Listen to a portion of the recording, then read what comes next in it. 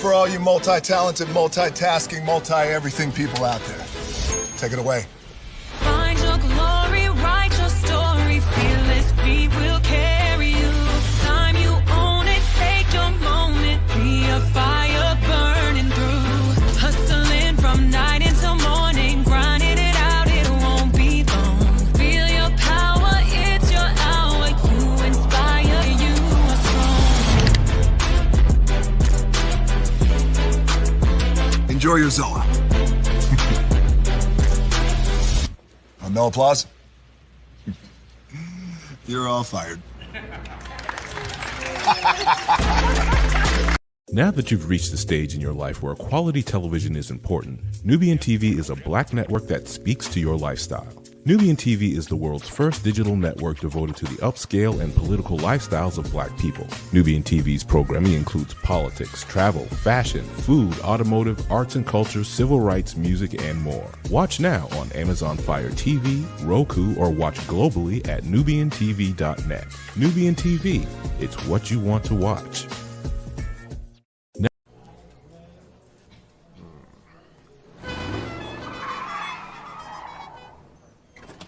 Come with me if you want to live a more delicious life. Oh, maybe we should get in the van. In this world, we don't get to control much. The past, male pattern baldness. Leggies. Got one right now. The urge to puff that bubble wrap. But there is one thing we do get to choose every single day: what we eat. Welcome to the Sonic Department of Research and Deliciousment. We have everything you want, didn't know you wanted, and some things you didn't know were possible. Because we believe if you're not having fun, you're not living free. So come on, let's live a little. Hey, good morning, America.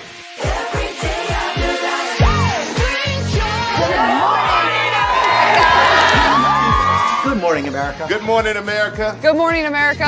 Money! Are you ready? They are ready. Covering the biggest events in the country right now. There's a lot going on here. It's always a good time. That's what the show's about. That's good. Really good. Very good. Coming in hot, Jimmy, coming in hot. It's far from elementary. Good morning, America. I'm not going to try to strut like Michael or anything. I have known George a long, long time. Have you ever gotten him to dance? Look at that face. You don't just see it, you feel it. I'm in. I'm in. I'm in too. I'll be there. I am here and so happy. I'm in. I'm in too. I'm in. That tells you something when Snoop Dogg's in. Michael, George, where? Ginger. Caesar. Just look at him. Politician. General. Author. Ruler. Man.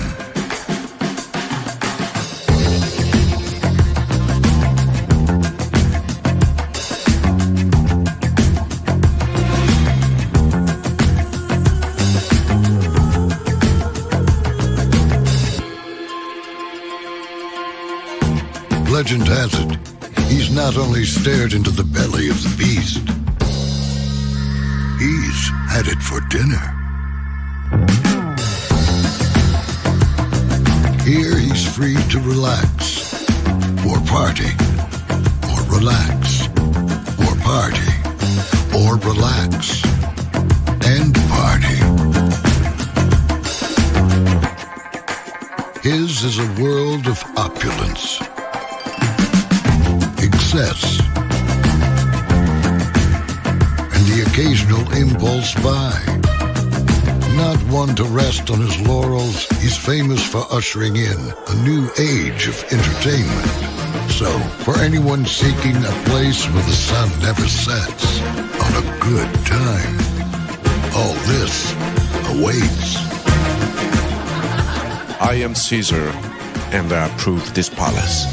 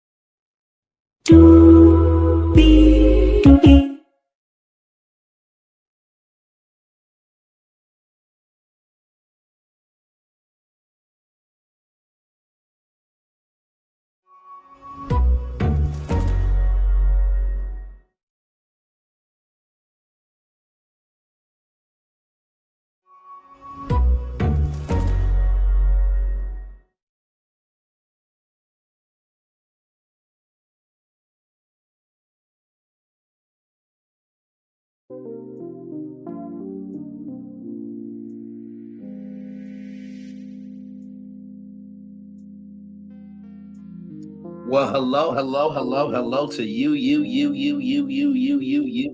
and you. Y'all are in here today. 15 people, 10 people in the building. Thank you all so much for being here.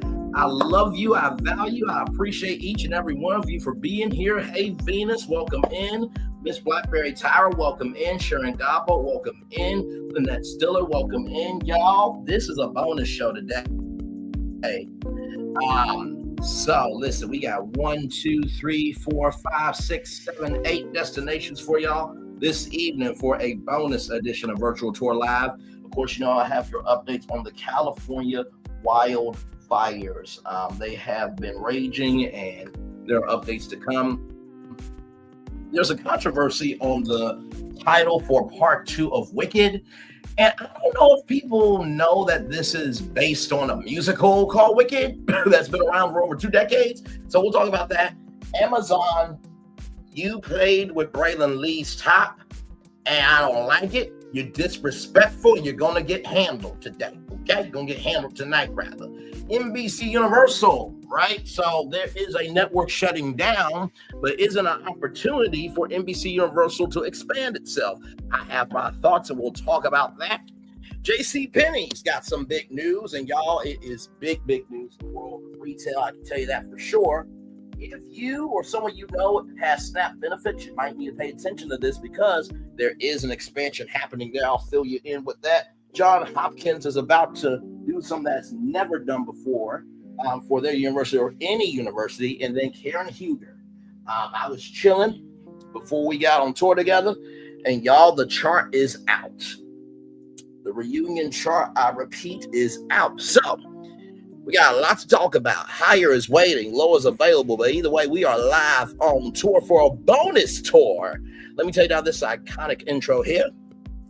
You see that virtual tour background? Yes, you do. You hear that legendary virtual tour music? Yes, you do. Turn my volume up here on my laptop. Oh, okay. Is that the maximum volume? There we go. And then there is, come on.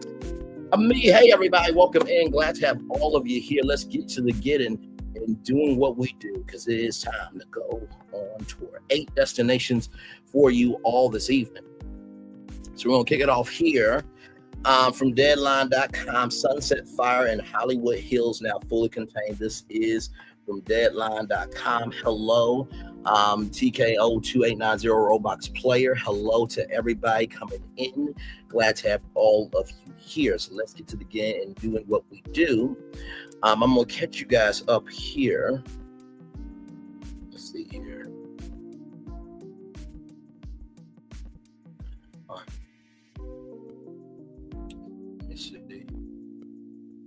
So right here, I'm going to start here, then I'm going to give y'all the update. So this was yesterday at 7:41 Pacific Standard Time. Los Angeles Fire Department crews are responding to a new brush fire in the area of Solar and Astral Drives in the Hollywood Hills in the vicinity of Runyon Canyon, dubbed the Sunset Fire. The blaze was mapped at 10 acres initially and doubled its size in an hour. The National Weather Service said conditions on the ground are north winds 8 to 15 miles per hour with gusts to 25 miles per hour early in the evening, decreasing to 6 to 9 miles per hour after midnight. And yes, you do see that there. Human remains found in rubble of home destroyed by the Palisades fire. So it was 5 people. I'm assuming that has went up since then. So rest in peace to all those people that have passed away. Mandatory evacuation orders have been issued for an area bound by Laurel Canyon Boulevard on the west, Mulholland Drive on the north, and the 101 freeway on the east, and Hollywood Boulevard on the south. See area in red. So this is mandatory evacuation here, and here is the warning right there. So as you can see, no games to be played, and there is West Hollywood right in the midst of it all. And then if you look here, Beverly Hills right here, and then here is Paramount Studios, that close to the warning and that far away from the mandatory. Yeah.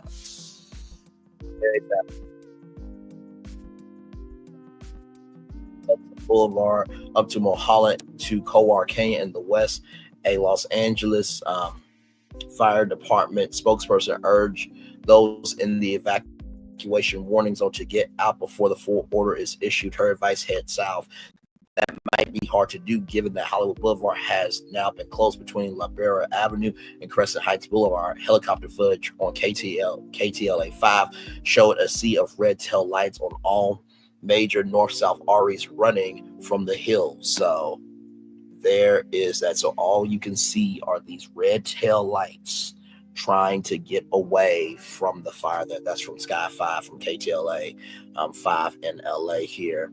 KTLA 5 reported that others were fleeing on foot, dragging suitcases. The flames appeared to be moving south toward the heavily populated environments of Franklin Avenue.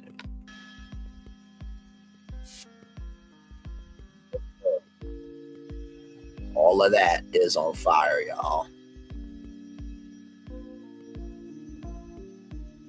I mean, my Lord Jesus.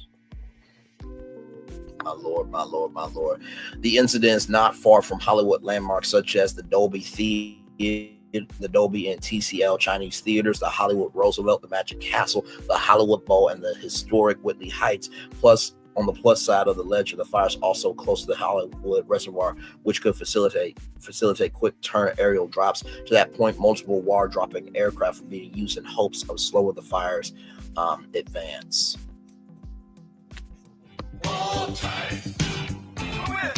Okay, I'm sorry, y'all. I want to put some music to it. I can't really play that. As you can see there, all fire and smoke right there. Now, I did hear from Sasadine from the AO3. Somebody said that this started from a homeless camp, apparently. And then Yvette Nicole Brown said somebody needs to look into this because it seems like these fires are coming out of nowhere. Which I have to agree, for a fire to be this widespread has to be crazy.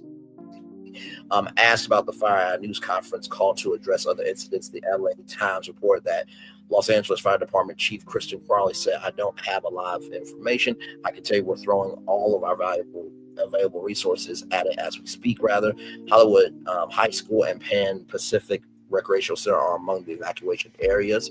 Authorities announced earlier today that Running Can will be closed due to the winds and fire hazards. ABC 7 was among the first local outlets to pick up the news. There was no immediate word on how the fire started. It is the second blaze in the hills in as many days. The first fire was quickly stifled. So there it is there. That happened literally last night as we were all asleep. New fire in Hollywood Hills.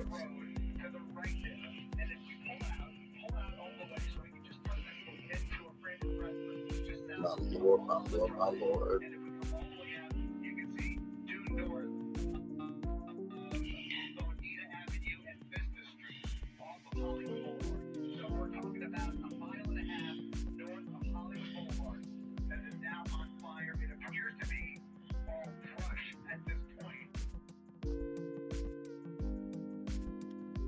Yeah.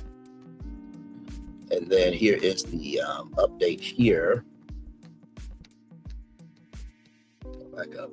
So the Los Angeles Fire Department has fully contained the Sunset Fire in the Hollywood Hills. City officials said all evacuation orders were lifted earlier this morning for those impacted by the fire. The blaze, which broke out Wednesday at about 5:30 p.m. near Runyon Canyon, charred about 43 acres before firefighters gained the upper hand around midnight. At 7:30 a.m., the closed section of the Sunset Fire area north of Franklin will be open, and all evacuation orders lifted. The Los Angeles Fire Department said a statement. The cause of the fire is under investigation. On the other side of Coldwater Canyon, several homes have became fully engulfed in Studio City.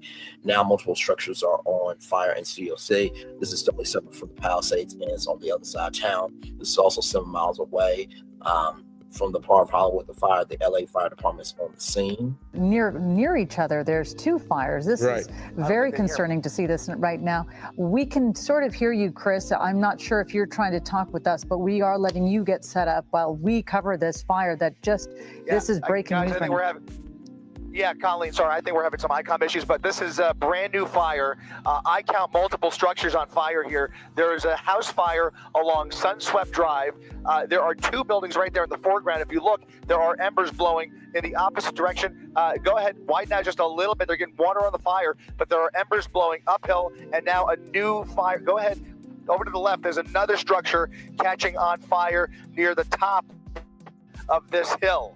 This is directly up from Veneta and Sunswept Drive. You can see the fire in that patio starting on the left-hand side of your screen. Some brush in the middle. There's another house that hasn't been touched yet, but there are 2, I think that's 2 houses that are now on fire, well involved. LA City Fire just getting on scene, getting water on the fire. I wonder if we are going to see them drop some water over here, but this is a completely separate part of town. We are in the San Fernando Valley on the Studio City side, kind of right at the edge of Studio City and Sherman Oaks, I would say. And this fire is going really, really good. I almost wonder how long this has been going on. There comes the water drop. They are now dropping water. We were on our way back to Van Nuys Airport to refuel from the Palisades fire when we caught wind of this one here, which is really rip-roaring at a pretty steady.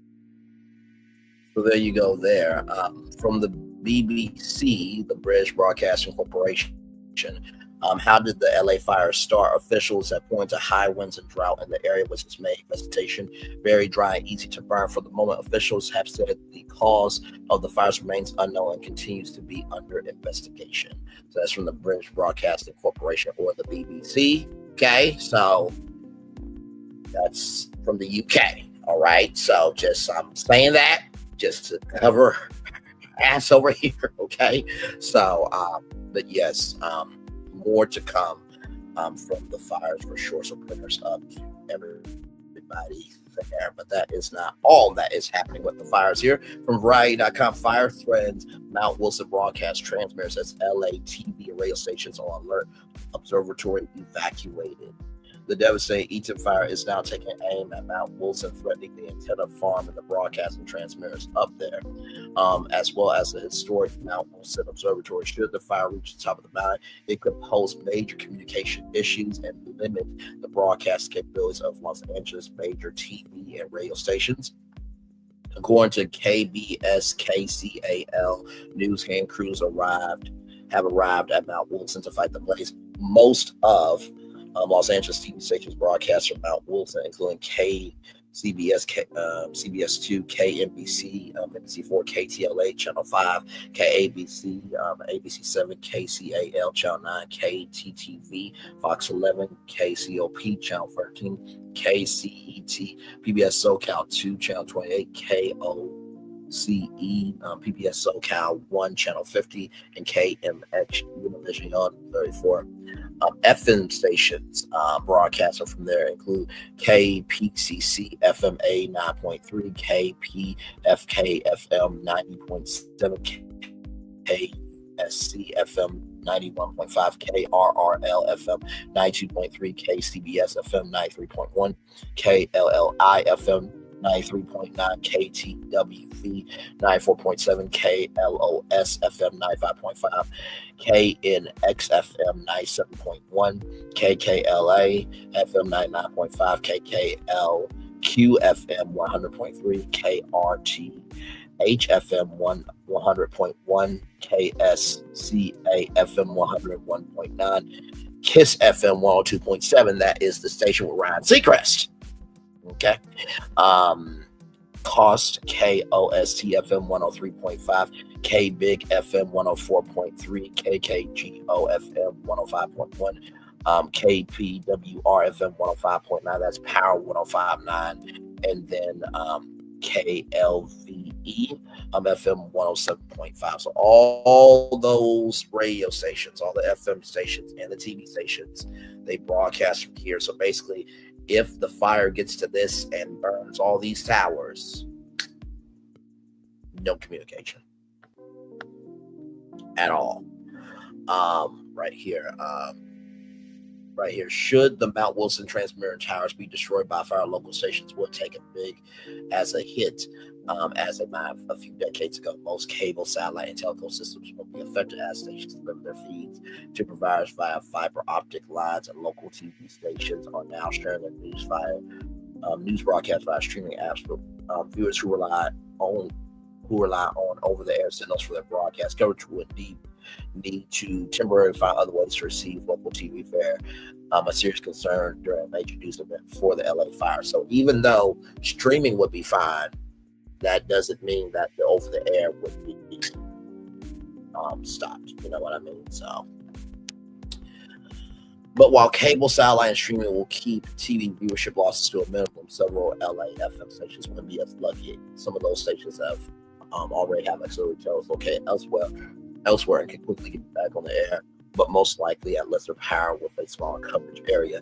Many of the transmitting structures on Mount Wilson were built with cinder blocks and other harder materials, perhaps leaving engineers with some hope that fires will cause mass destruction. This is the first time that Mount Wilson has been threatened by fire, most notably by the station fire in 2009, which burned more than 160,000 acres in the Angeles National Forest. Another fire threatened the Mount Wilson facilities in 2017, and then the Bobcat fire in 2020 nearly burned nearly or rather.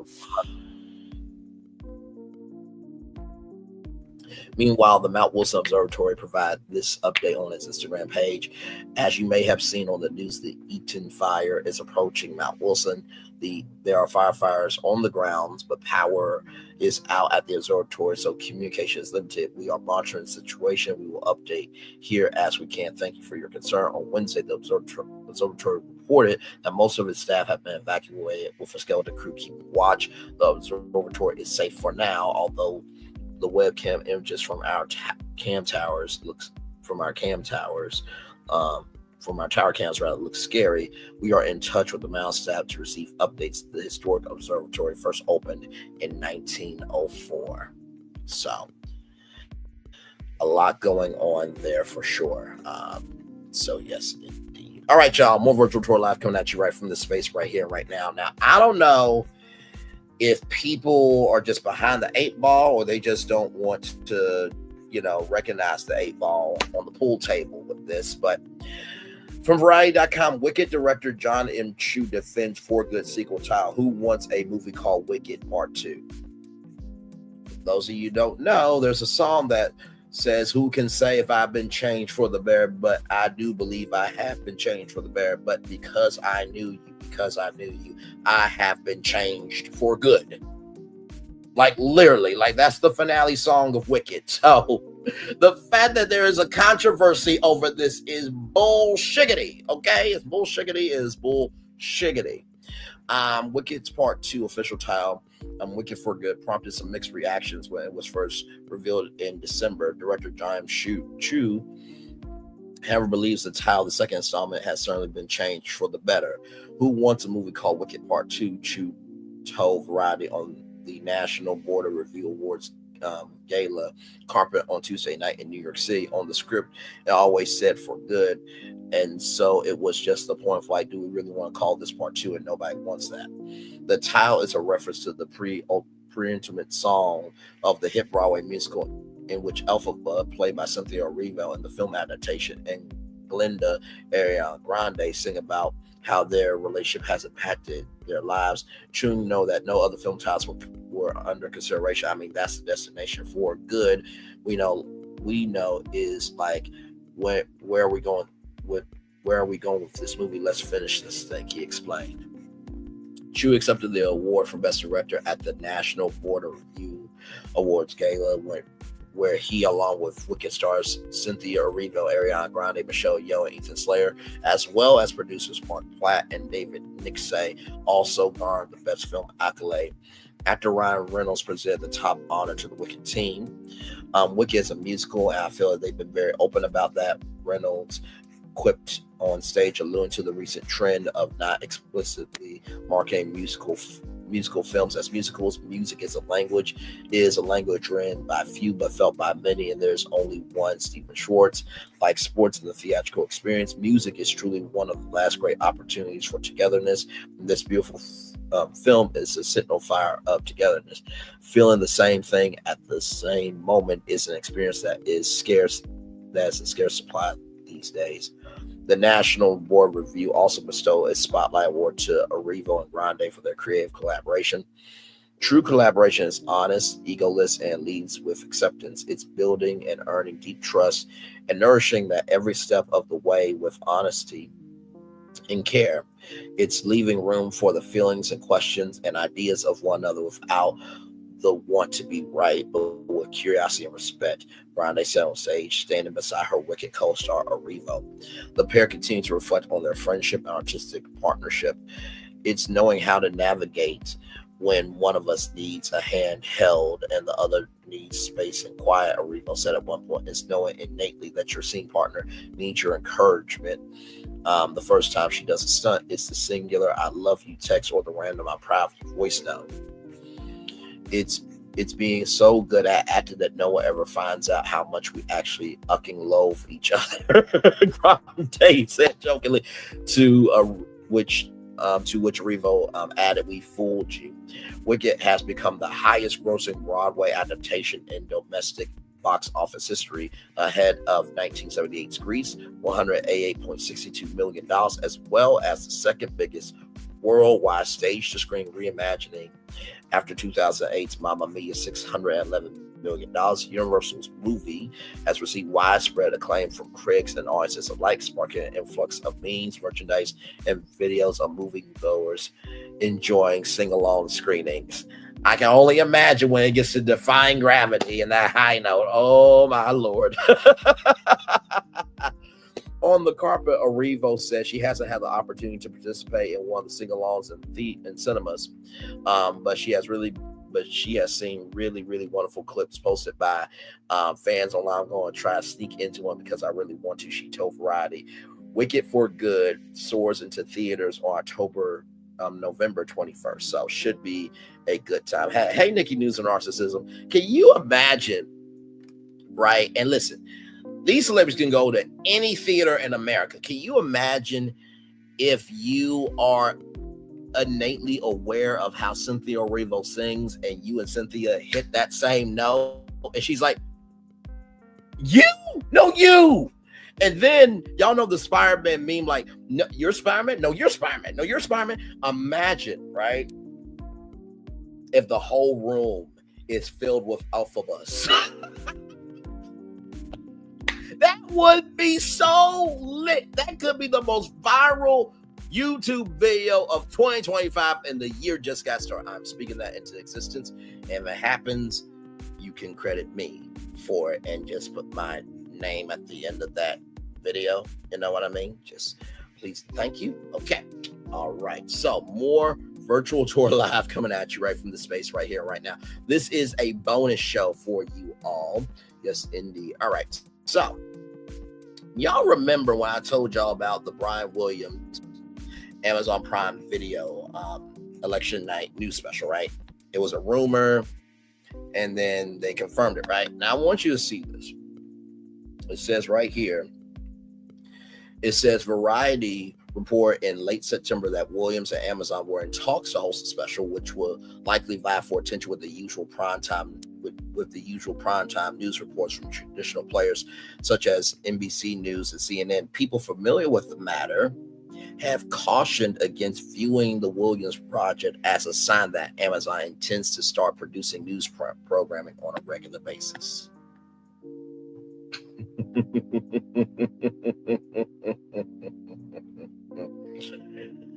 Oh, my Lord Jesus. Well, y'all, I did tell y'all that this could be a test, right?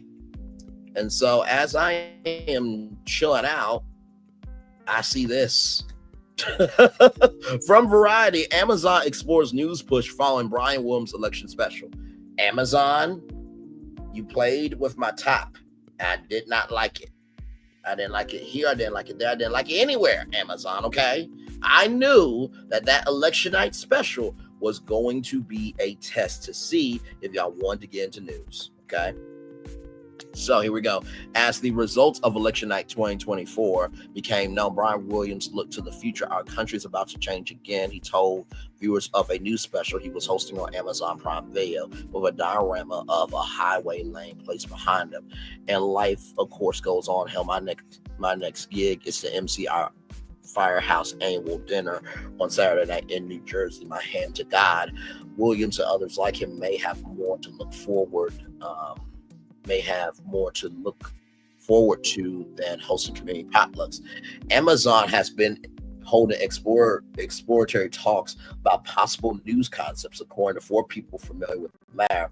A sign that the streaming and e-commerce giant sees a chance for news to bolster its economics, even as traditional players in the space are grappling with tougher times. CNN, ABC News, CBS News, and NBC News have all cut staff in recent months, and many of them have been parting ways over the same period with respective veteran anchors, such as Chris Wallace from CNN, formerly of Fox News, and hold a copy of NBC News. And tomorrow morning will be holding copies last morning on NBC's Today. And then that Monday, Craig Melvin will be the new anchor of Today. And then, of course, after the 10 o'clock hour, it will be Jenna and Friends for the 10 o'clock hour on the Today Show.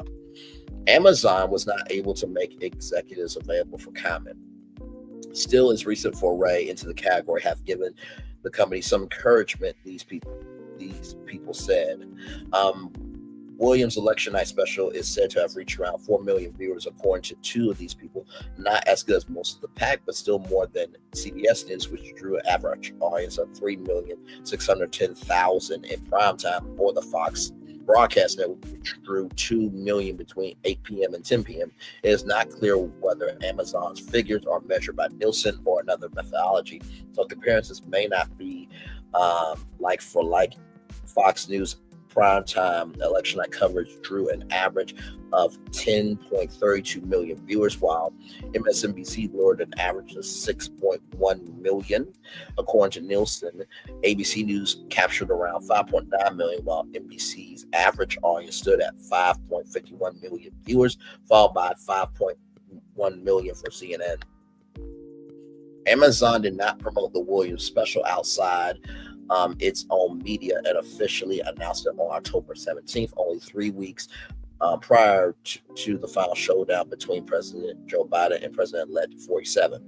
Amazon's plans, they are characterized as very early by one of the people familiar with them, surface as some traditional news outlets are having new trouble attracting their usual crowds. Both MSNBC and CNN have seen their viewership drop since the election. Meanwhile, about 20% of Americans and 37% of those under 30 said they regularly get their news from influencers or content creators on social media, according to a November research report from the Pew Research Center.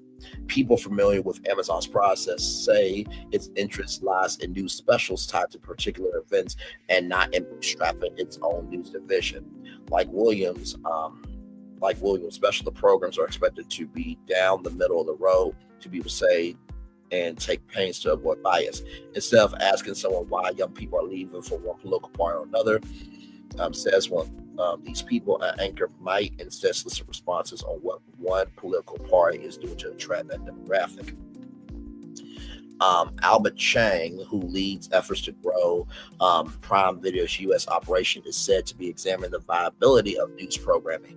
Chang was previously chief operating officer of Amazon Studios, and prior to that, helped build digital media in senior roles at Disney's ABC TV business. If Amazon News Mile were to take off, it would be a novel one. Amazon seems likely to embrace news on a project-by-project basis, says one of the people with knowledge of some of its plans, which means it probably would not have to set up long-term contracts with news anchors and contributors. Indeed, that's sort of the way Amazon has tackled the sports business. Many of the sportscasters who are associated with Thursday Night Football, for example, have jobs with other media companies. Al Michaels still works for NBC Sports, while Kirk Herbstreit is well established at ESPN. Amazon struck a deal in 2023 to share NASCAR rights and employs star racer Dale Earnhardt Jr., who works concurrently for Warner Bros. Discovery's TNT Sports. Amazon has plenty of news talent from which to choose from. Williams special with stuff for correspondents and contributors who have earned their fame elsewhere, including Shepard Smith, Poppy Harlow, James Carville, Ken Crawley, Don Lemon, Abby Huntsman, Jessica Yellen, Mark McKinnon, Douglas Brinkley, among others. One of the people familiar with its plan says that economic pressures at established TV news outlets have created a surplus of people well known to potential audiences, and notes that these personalities aren't interested and available. Amazon has other reasons for delving into news, these people say.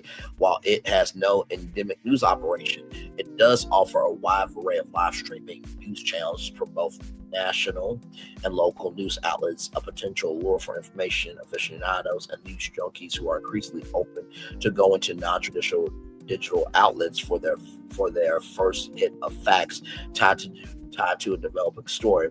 According to Pew Research Center, 58% of Americans say they prefer to get their news via digital device, higher than the 32% who prefer traditional TV. One of the first things promoted in the first commercial break during Williams' special was Amazon's live streamed news offerings. Consumers who use Amazon Fire sometimes see promotions for news coverage, telling them they can find out more about a trending story by clicking through Amazon's array of options. Perhaps Williams will surface in that content carousel in the not too distant future. A representative for the anchor declined to comment.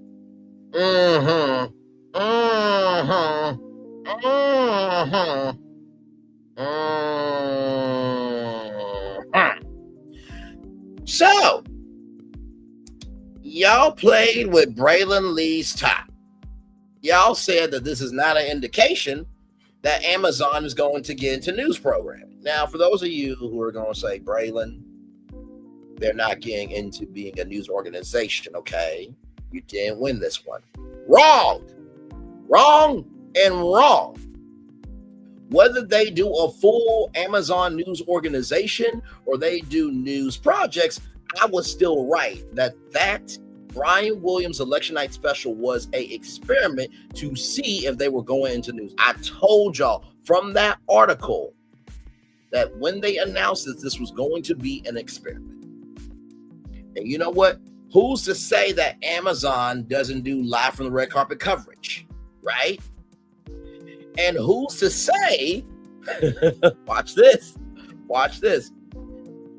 because they have licensed out news content before, right? So, CNN has CNN studios, right? So you can put news programming of series on to the streaming platforms. But who's to say, right, that they don't have Brian Williams do Brian Williams Live on Amazon Prime as a series, right? And he comes on Friday nights. Who's to say that they can't come to Braylon Lee and say, hey, we want Braylon Lee's virtual tour on Thursday nights. And they buy news shows and they have different pockets of news on these shows. Who's to say that they won't do that?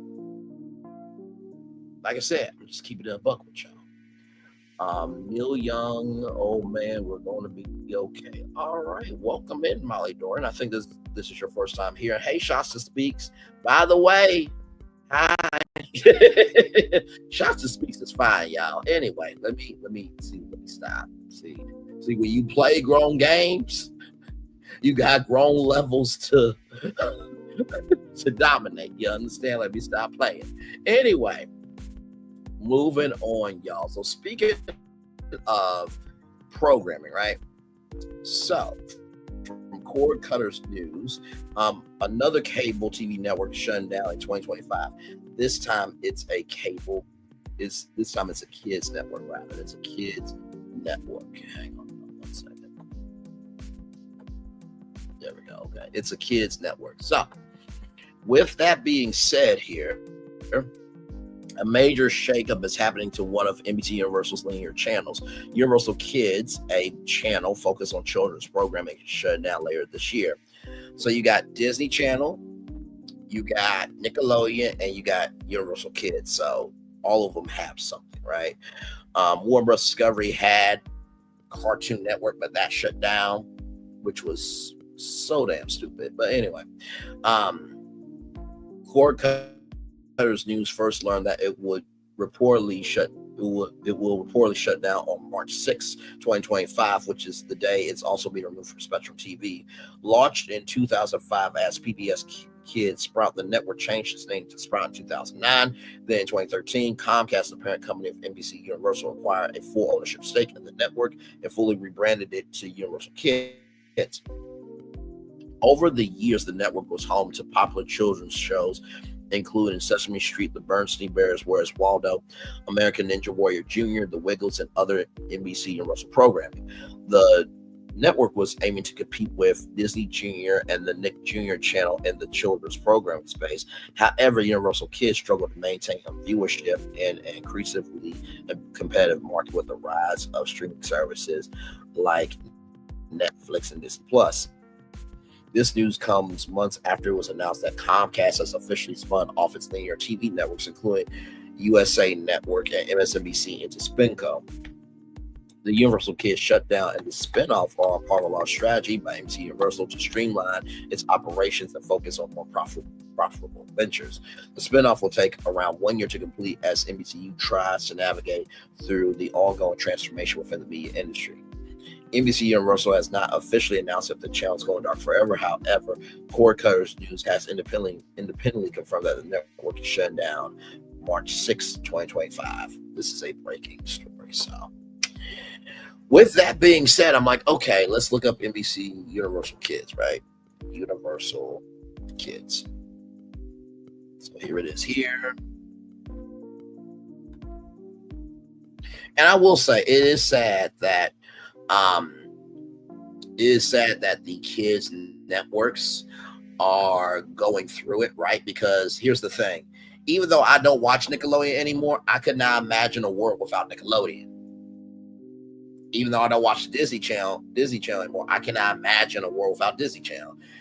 Even though I never watched Universal Kids, because I think Universal Kids was a little bit after my childhood, I can't imagine Universal Kids not being around. Kids deserve a network where they can see themselves and they can escape and they can have a place to fall, right? So I was thinking to myself, could this be an opportunity, right? So as of October 2023, the channel's available to 47,232,000 U.S. households in the United States. So I'm like, well, okay.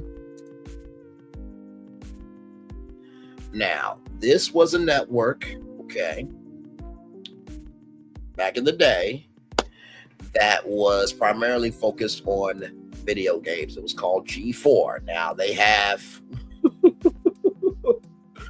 G4 is interesting because it's been on and off with them, right? So initially this was with NBC Universal, and by August 2013 they were approximately in 61,217,000 households. So they covered video games, nerd culture, anime, everything else. Then there was a revival of the brand, right? And that was under Comcast SpecCor right here, which is an American sports and entertainment company based in Philadelphia, Pennsylvania. So, my Lord. So then they had a revival, and they were going to do it at Victory Studios, the former home of TMZ and Extra. And so basically here, the relaunch happened on November 16th, 2021. And it was starting to be something. They even had open casting, but to no avail. And so now they have a fast channel Pluto TV called G4 Select, which carries most of G4's regular programming as an exclusive partnership. The channel will also feature new content catered to free linear streaming audiences. So several factors that led to G4's continuation range from low viewership, a lack of audience strategy, ever-changing absent leadership, competition from streaming content creators on YouTube and Twitch, cord cutting, under promotion, and high expenditures. So, to me, I feel like they need somebody like myself who can understand the audience, right?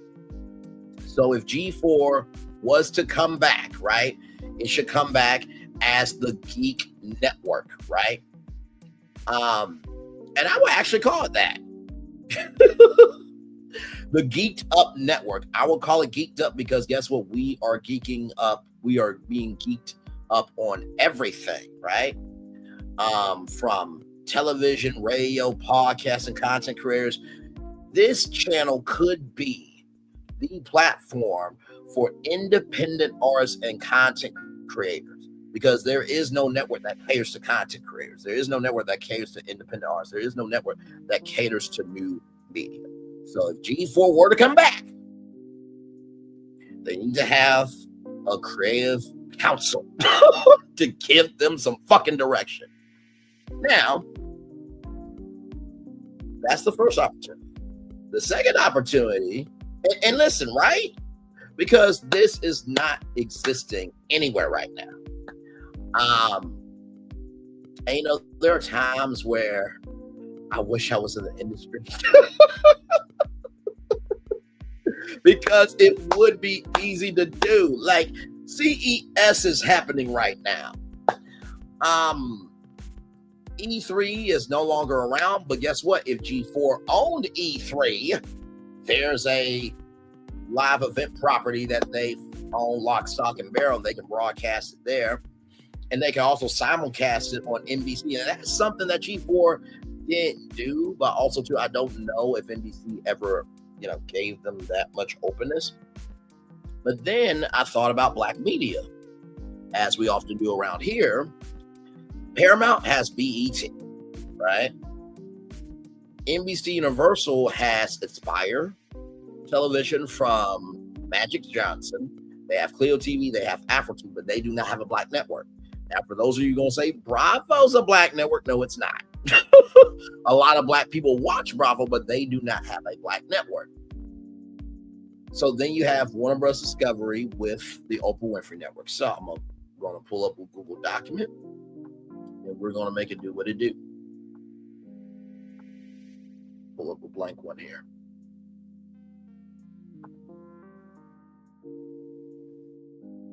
So here it is here. So let me see if I can zoom in here. Okay, so here we go. Zoom in. All right. So Warner. Let's just do this. Let me zoom. There we go. We'll make it big as we can. As big as we can. Okay. Warner Brothers Discovery. D-I-S-C-O-V-E-R-Y. Oh, right. Oh, go back. Black Networks Legacy Media Owns. Okay. So that's the list. Warner Bros. Discovery is that. Paramount as BET until they sell it. Okay. Disney, no black network. NBC Universal, Aspire, Clio, CLEO, and Afro, but not their own black Network. Black people watch Bravo. Okay. So let me separate these out here so we can see what we got.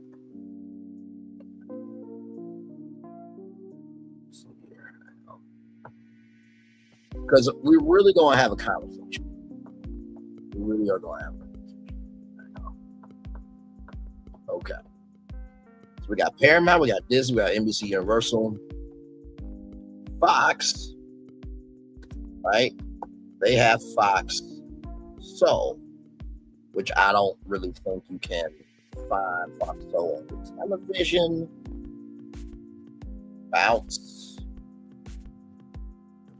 TV, EW Scripts, and is up for sale, right? Okay. Oh, and then the CW.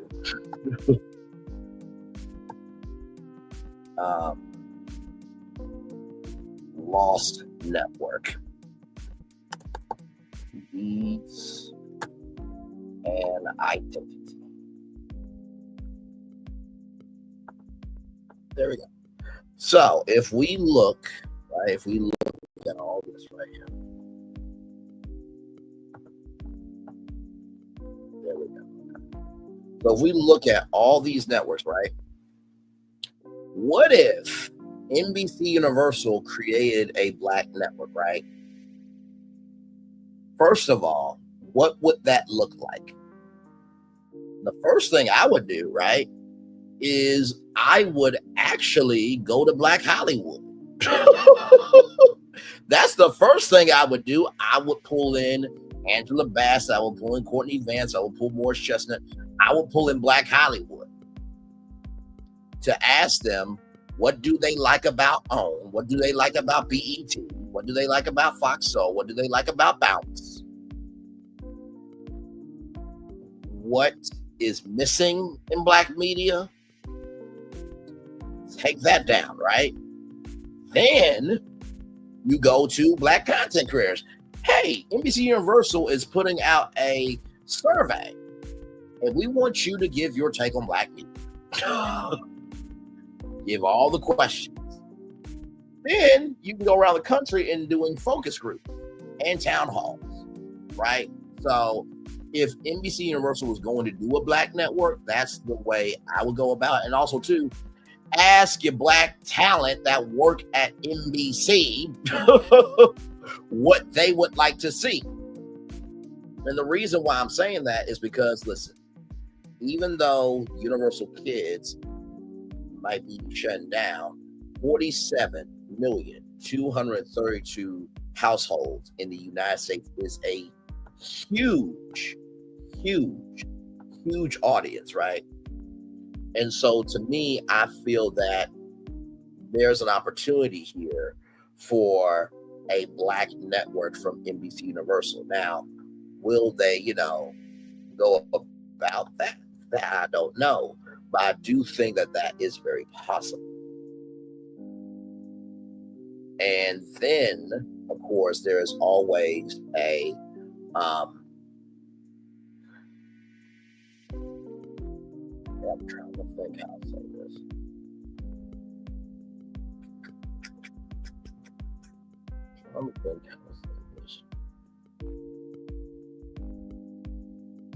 Let me see something.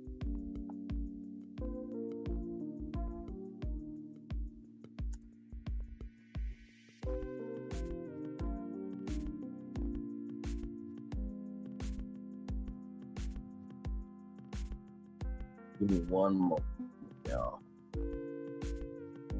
No.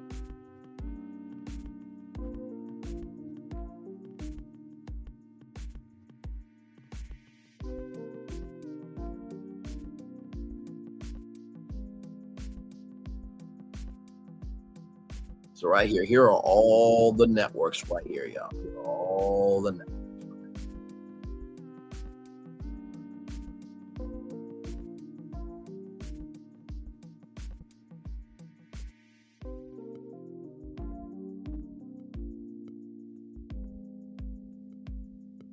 As you can see here, Walt Disney Company, Hearst Communications, A&E right there.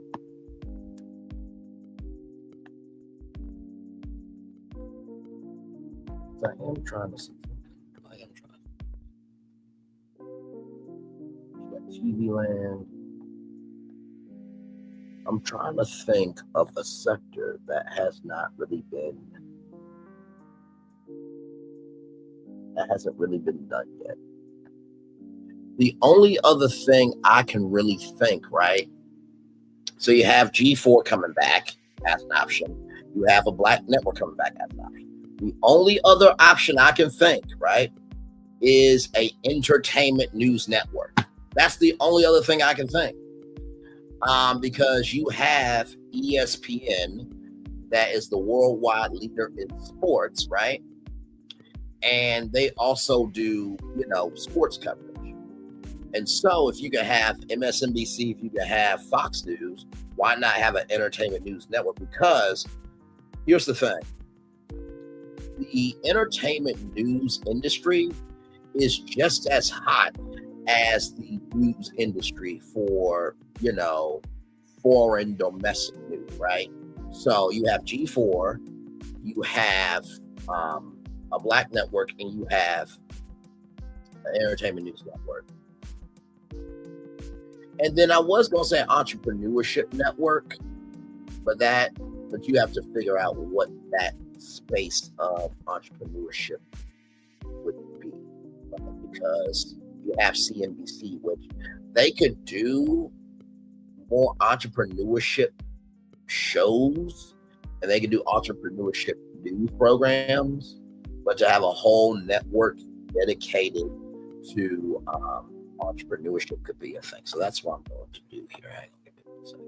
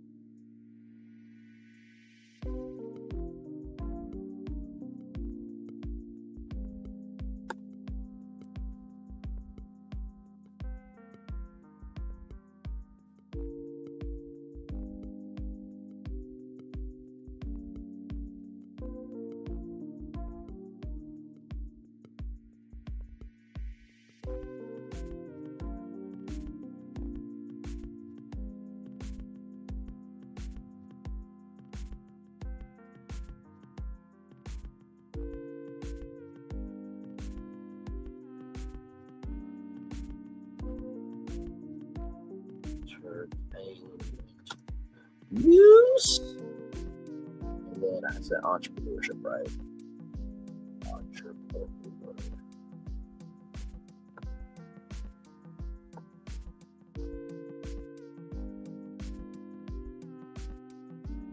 Because I don't think there's an entrepreneurship network on TV right now, not that I know of.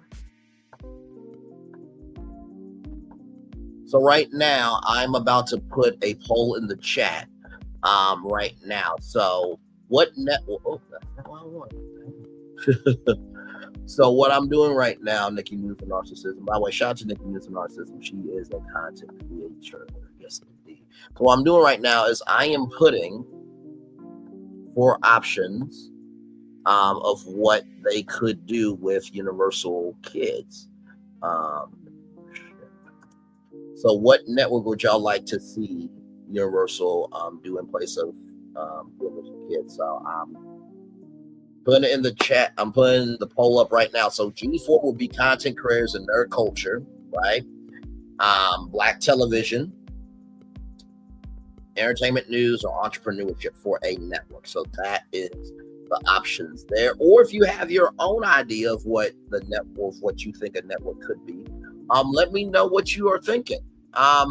Because like I said, this is an investment relationship over here, okay?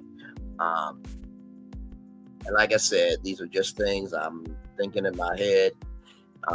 And like I said, at the end of the day, they're going to do what they want to do. But I am definitely seeing that eventually that they are going to have to do something that puts some heat in the culture, right? And there is not a network for content creators, independent artists, and new media. It is not right now. So.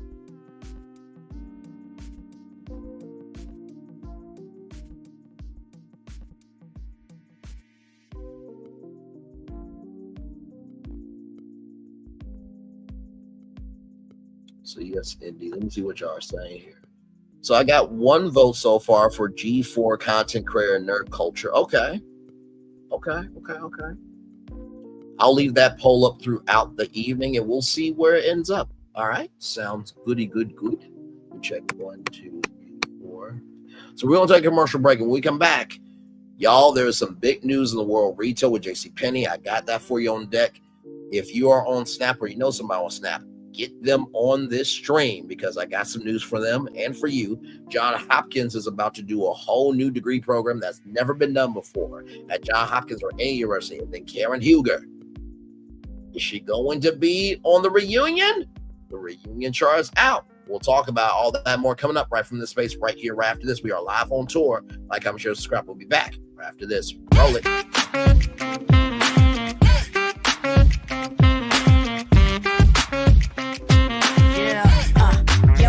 All day. Yeah, we're working, let me play. You know me, work real hard, now we're ready, let's play. Hey, hustle up, yeah. Ready, set, let's go, yeah. Hustle up, yeah. Ready, set, let's go. Turn it up a little louder. Now get low, come on, drop it to the floor. Yeah, drop it to the floor. Turn it up a little louder. Now get low, come on, drop it to the floor. Yeah, drop it to the floor. Turn it up a little louder. Now get low, come on, drop it to the floor. Yeah, drop it to the floor. Turn it up a little louder. Now get low, come on, drop it to the floor. Yeah, drop it to the floor.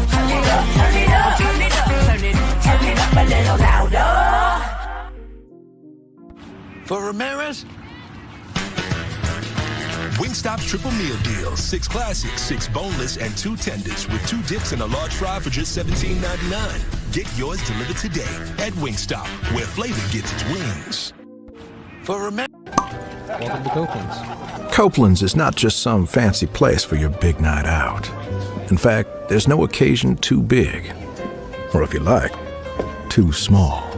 Copeland's, there's always something good.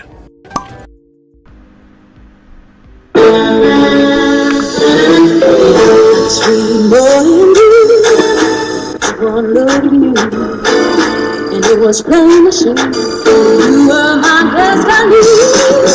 God, you were found. I come from Memphis. Our son is your son. Welcome to the celebration.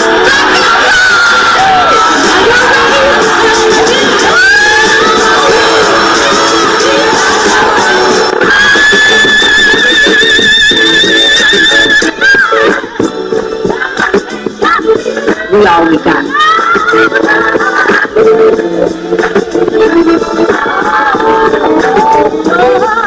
I'll see that. Don't you leave here today with happiness. I want you to leave here with shoud.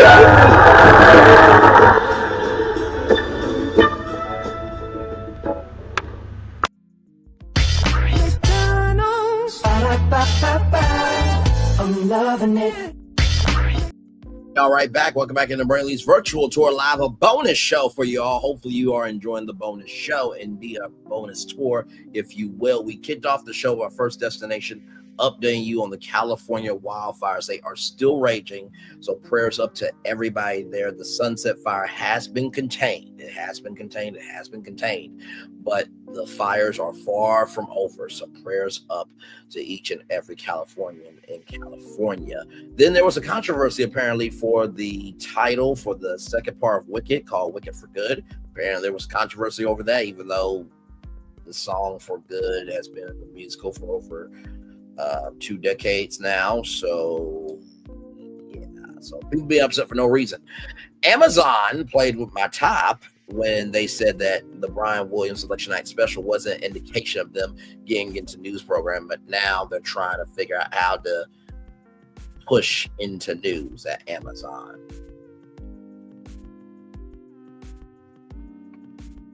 Amazon, I know you may not hire me just yet, but don't play with my top like that, okay? Because I told y'all when the article came out that they would be testing that for news. I told y'all that. And then Universal Kids is shutting down. They have a huge audience there, and their audience is 232 million households. So I pitched a couple of ideas for what they could put in place of. So I got G4, which was a nerd culture network. They really did capitalizing on it as they should. Like right now, good Lord Jesus, I can imagine G4 live from DreamCon and putting that on that network, and also putting it on Peacock. So I think if NBC Universal can just get themselves together, utilizing the portfolio just right, I think they would have a whole lane. Of course, it could be a black television network, an entertainment news network, or entrepreneurship network, because there's not really a network about entrepreneurship. And sure, CNBC could do entrepreneurship news programming and also entrepreneurship programming. And they have reruns of Shark Tank on CNBC, in case you didn't know, but not a dedicated entrepreneurship network there. So a lot going on here on Virtual Tour Live. Now, I saw this news yesterday, and I'm like, what in the world is going on? So here it is here. Spark Group has merged with JCPenney to form Catalyst Brands. 6 iconic American brands come together under a unified powerhouse portfolio to better serve customers through combined scale, distribution, design, and sourcing.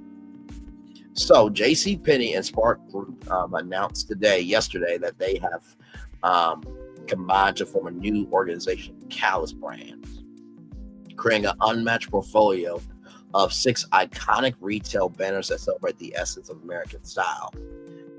JCPenney and Spark Group today announced that they have combined to form a new organization, Catalyst Brands, creating an unmatched portfolio of 6 iconic retail banners that celebrate the essence of American style. Catalyst Brands brings together Spark Group's brands, Aeropostale, Brooks Brothers, Edward Bauer, Lucky Brand, and Nautica with JCPenney, right? And its exclusive brands include Stafford, Arizona, and Liz Claiborne. Catalyst Brands, which has served over 60 million customers over the past 3 years, has broad consumer reach through a robust distribution network of owned stores, e-commerce sites, and wholesale partners. So right here, Catalyst Brands business details and ownership. Catalyst Brands launches with more than $9 billion of revenue, 1,800 store locations, 60,000 employees, and $1 billion of liquidity.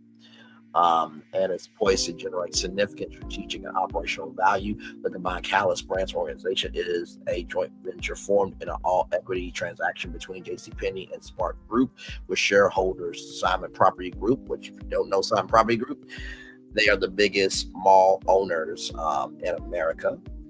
Brookfield Corporation, Authentic Brands, and Shein. Yeah, the Shein brand, with the Shein dresses and everything. Yes, they're part of this as well. They're shareholders in this. In addition, Catalyst Brands has sold the U.S. Operations of Reebok and is exploring strategic options for the operations Forever 21. Leadership organizational structure. Mark Rosen, formerly the chief executive officer at JCPenney, has become CEO of Catalyst Brands. There are 3 brand CEOs who are oversee the portfolio that report to Rosen. Michelle Watt.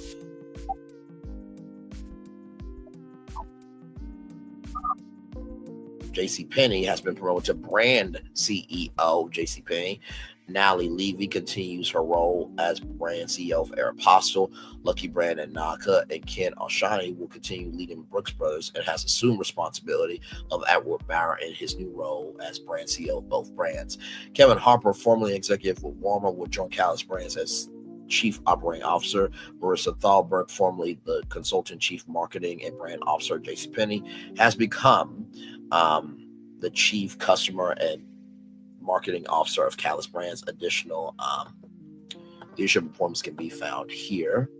And so we will get to Catalyst Brands website here in just a minute. Catalyst Brands proposition. Catalyst Brands brings together the rich heritage of 6 unique brands with modern energy and a new vision for success. The word catalyst reflects our drive to accelerate innovation and energy and amplify the impact of this powerhouse portfolio. Together, we will bring scale, expertise, and broad appeal to customers across America. Rosen said, for us, customers are at the heart of what we do. We have a shared belief that customers deserve fashion and style of great quality for any and every moment in life. We will leverage our resources and best in-class industry talent to grow our brands further, with offerings that include business and formal fashion from Brooks Brothers, casual apparel for teenagers and young adults from Aeropostale, outdoor recreational clothing and gear from Edward Bauer to everyday style for every family from JCPenney and more.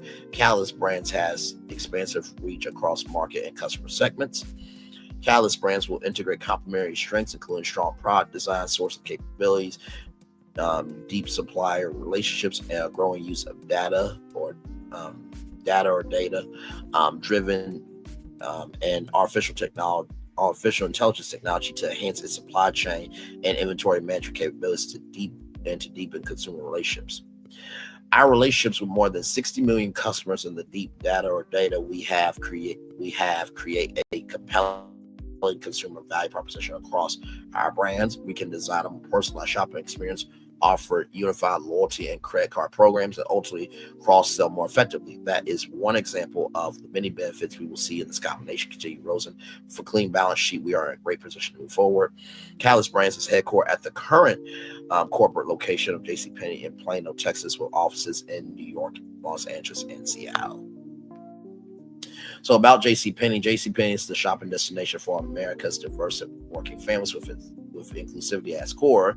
The company's product assortment meet customers' everyday needs and helps them commemorate every special occasion with style, quality, and value. JCPenney offers a broad portfolio of fashion, apparel, home, beauty, and jewelry from national and private brands and wear, personal services, including salon, portrait, optical. The company and its 50,000 associates worldwide serve customers where, when, and how they want to shop, from jcp.com to more than 650 stores in the U.S. and Puerto Rico.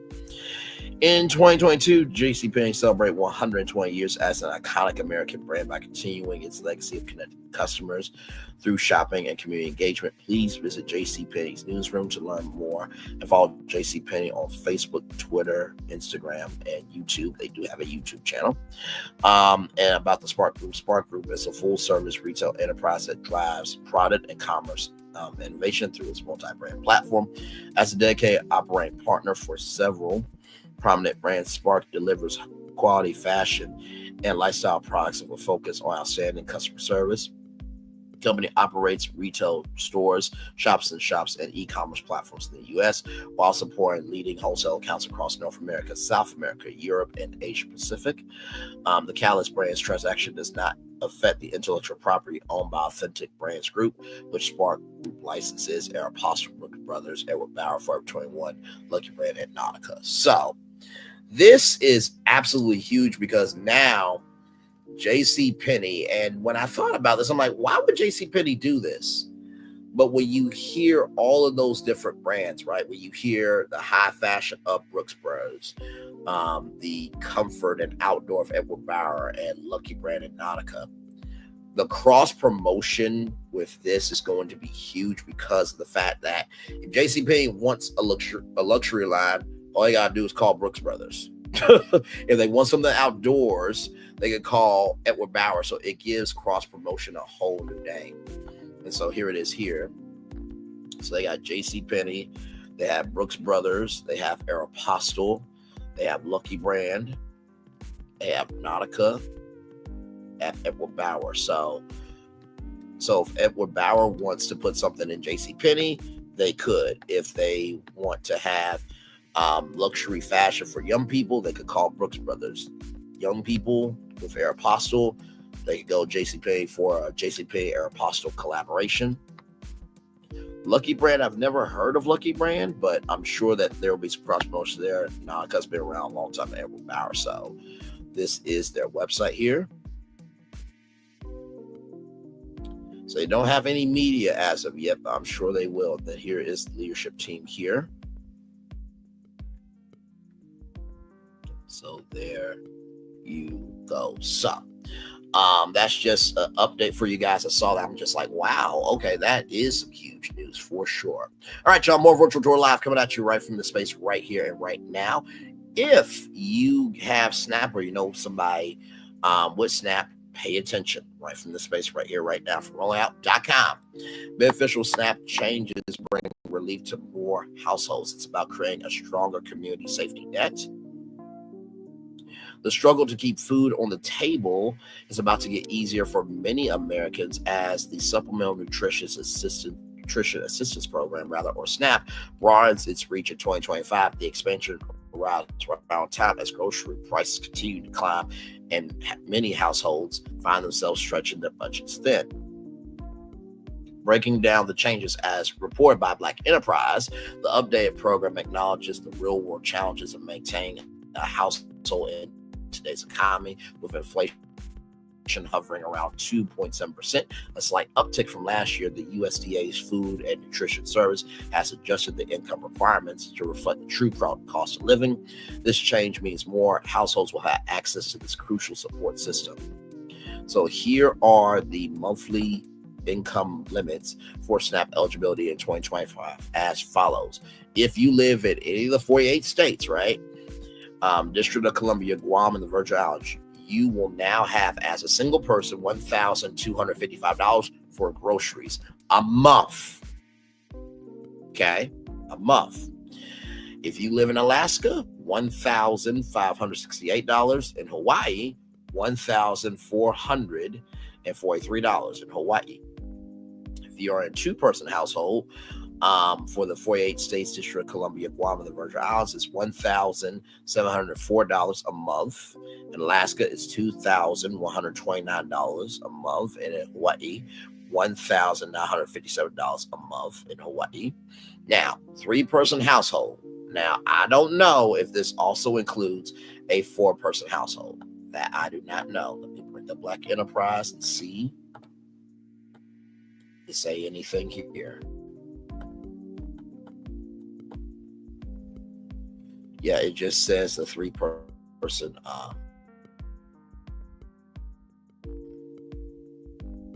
household here. Hang on, let me see.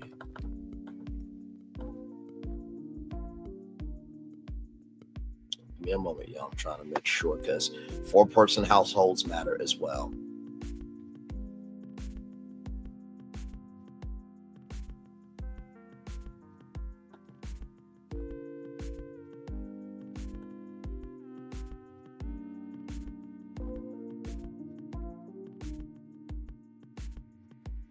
So it looks like it's just a three-person household. I'm assuming, I guess.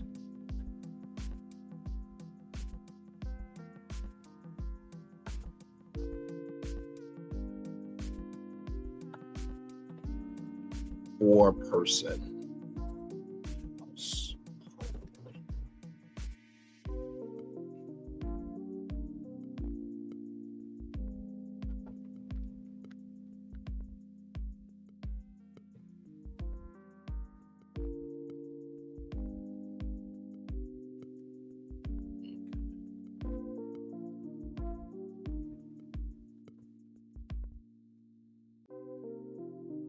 Hang on, y'all. I'm trying to get the intel for y'all here.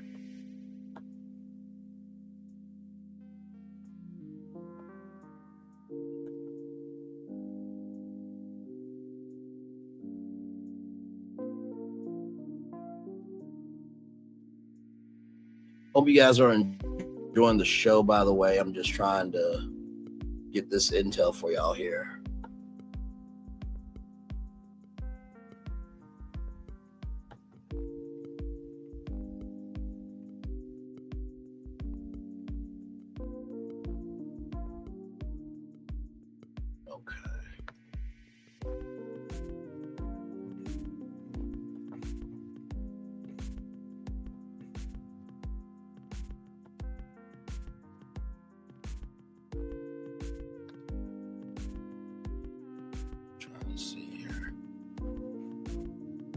Because I'm surprised that they only did 3-person household.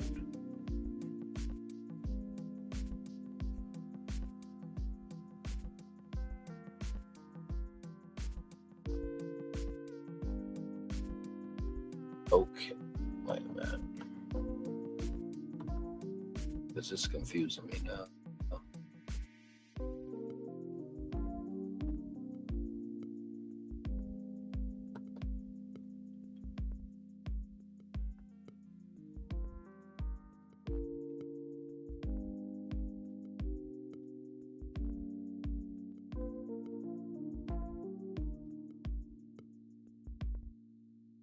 Let me get back on this and then I'll get that for y'all. I don't know why my laptop is laptop. But anyway, a 3-person household, $2,152 for 48 states, District of Columbia, Guam, and the Virgin Islands, $2,690 for Alaska, and $2,475 for Hawaii. Protecting your benefits. While the expansion brings welcome relief, a recent wave of scams in Georgia has highlighted the importance of protecting these essential benefits.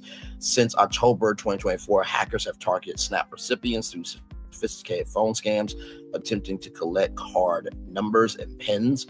These criminal activities have left many families temporarily unavailable to purchase groceries. The Georgia Department of Human Services have taken swift action to combat these threats, working with federal partners. The department secured approval to replace stolen benefits, ensuring families don't go hungry while dealing with fraud. To prevent future incidents, officials have strongly advised never sharing EBT card information over the phone through text messages. Moving forward, the expanded SNAP program represents more than just numbers on a page. It's about creating a stronger community safety net. As living costs continue to rise, these adjustments acknowledge the real challenges families face when maintaining a healthy lifestyle and limited budget. Applying for benefits have become more streamlined for those who may now qualify under the new guidelines. The process recognizes that seeking assistance isn't a sign of failure, but a smart financial decision to ensure household stability, proper nutrition, and life happens, okay? Because guess what? If everybody could find their gift and be an entrepreneur and get to the bag, everybody would be doing it. Don't judge somebody who's on Section 8 housing. Don't judge somebody who's getting SNAP. Don't judge somebody who's trying to utilize a resource to become better, because you don't know where your ass is going to be in that situation. Swear to God, it's always people. It is always people talking about other people, but yet they're going through the most shit. Like, I just can't do it. Like, what just happened to just loving people where they are, giving the best you have, and just because you may not have the best to give doesn't mean that you're not a bad person. What happened to that? Just keeping it a buck. Jesus Christ. Okay, so here it is here, y'all. So right here, gross monthly income. So for a family of 4, it is right here $3,380. Net monthly income $2,600. So I figured as much.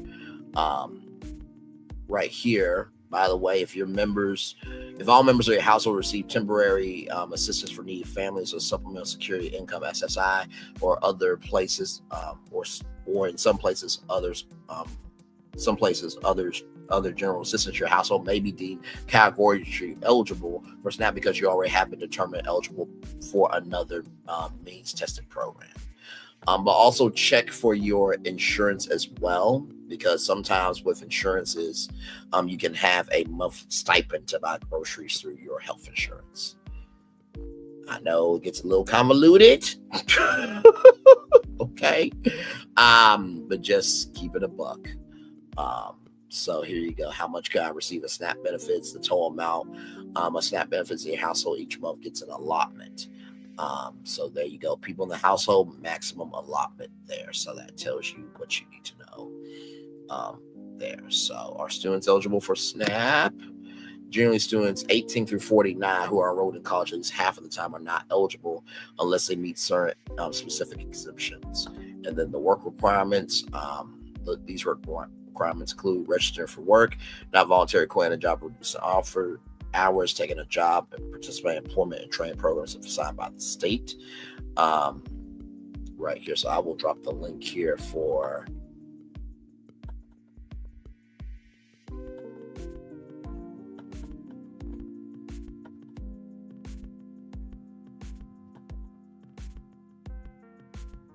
SNAP benefits. Hang on.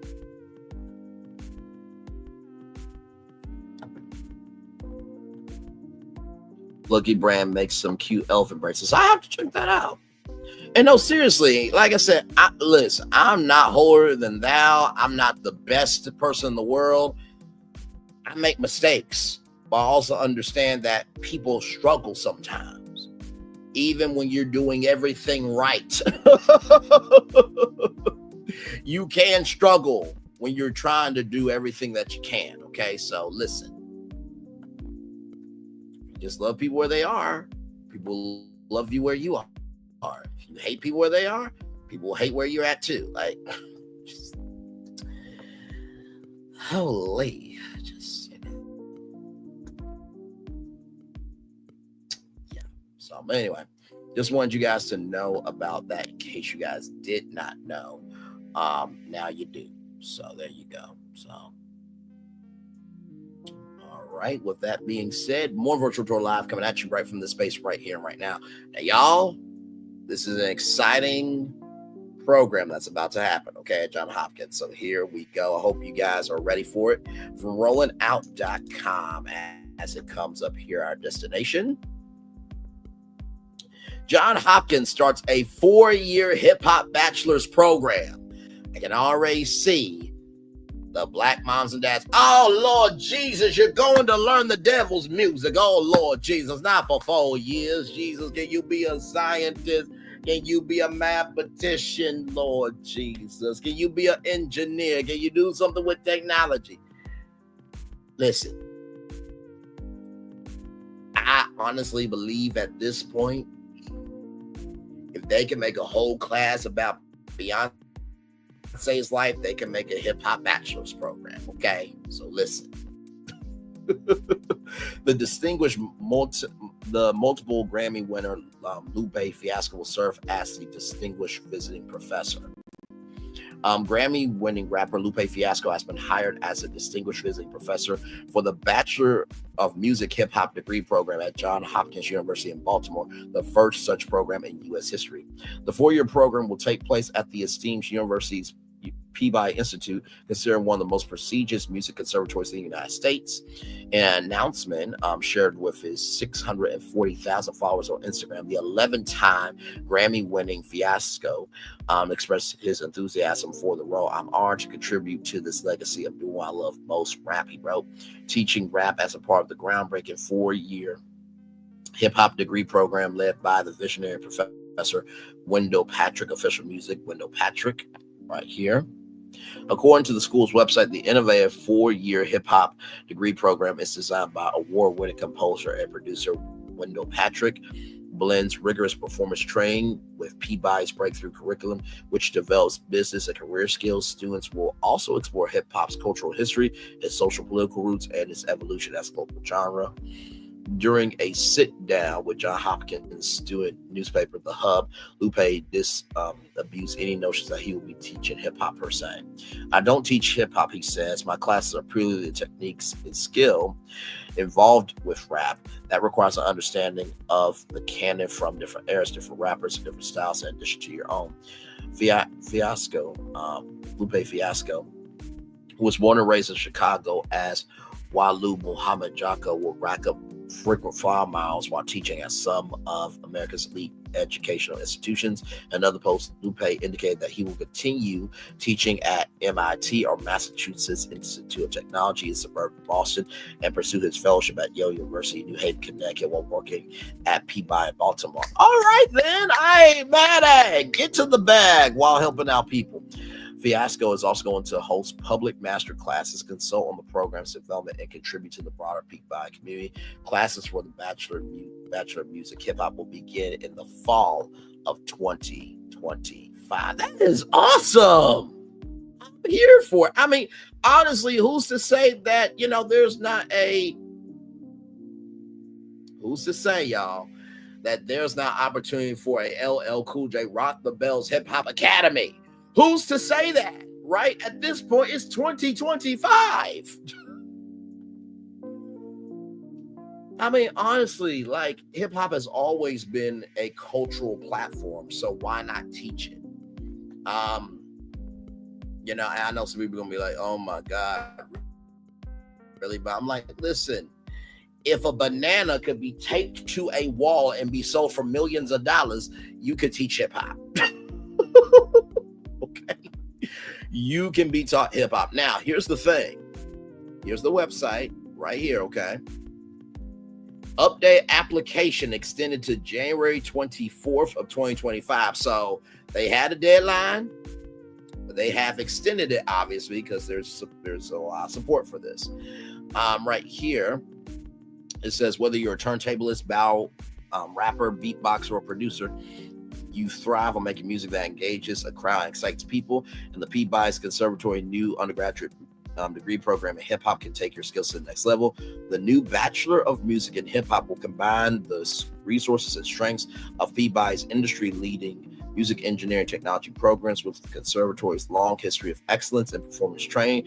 The department is headed by award-winning composer, producer, beatmaker, pianist, and professor Wendell Patrick. Following the one-on-one studio model of traditional conservatory education, you will develop your lessons and you will develop your skills and lessons with a private instructor. Turntable majors will study with a world-class turntablist, rap majors with a chart-topic MC, and you'll get to perform and for your colleagues in an environment that encourages experimentation and authenticity. Of course, hip-hop exists in a context, so in addition to your private lessons, you'll learn about the cultural history and social political environment in which hip-hop was born, development, style, technique, and technology, the genre's rise of popularity and influence. You'll also take courses in Peabody's unique breakthrough curriculum designed to develop the business and career skills you'll need in the real world. And leveraging our affiliation with John Hopkins, you'll have opportunities to share your ideas and collaborate across disciplines with artists, engineers, and innovators at one of the world's leading universities. And who's to say that Snoop Dogg won't be a part of this? Who's to say that there won't be a John Hopkins hip hop music festival? Like, let's play this video.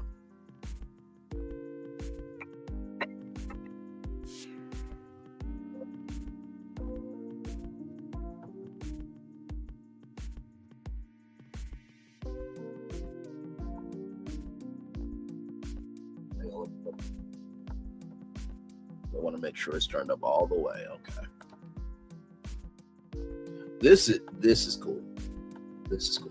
And by the way, shout out to John Hopkins for taking a swing in education to recognize that it doesn't just have to be so just PowerPoint. It can be engaging, it can be enlightening, and it can be interactive. Thank you for that. Oh, hang on, y'all. Give me one moment. Go back.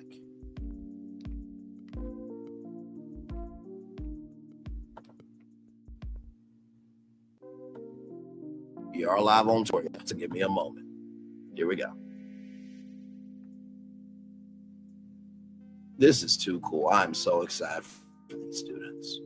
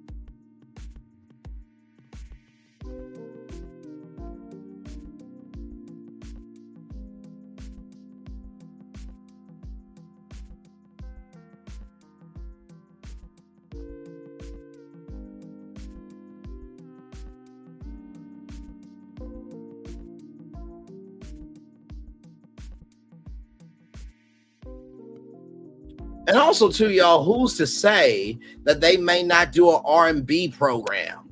Who's to say that they may not do a blues program?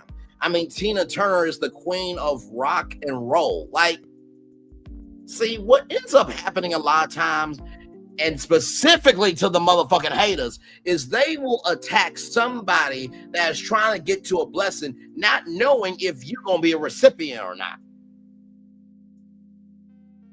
I'm going to say that 2 more times. A lot of times, haters and people who don't understand or don't want to understand, don't have the brain cells to form a brain, want to even learn, they will attack somebody on their way to a blessing, not knowing if they're going to be a recipient or not. The haters, the spectators, the people who never chosen to be anything in life, they will attack somebody on the way to their blessing, not knowing if they will be a recipient or not. Not to mention, too, guess what? If I'm ABC, the Grammys are coming to ABC in 2026. I would be having a special series, shooting a weekly docu-series on ABC about this hip-hop program. Oh, almost forgot. Paramount Global invested in LL Cool J's Rock the Bells media company. Oh, you don't believe me? Let me pull up the receipts. Not like I pull up receipts all the time or anything, but give me a moment.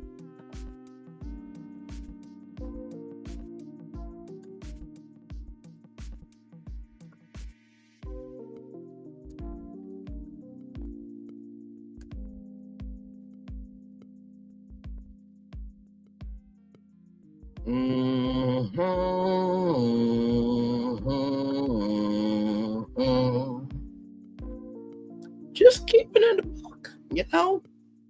Here it is here.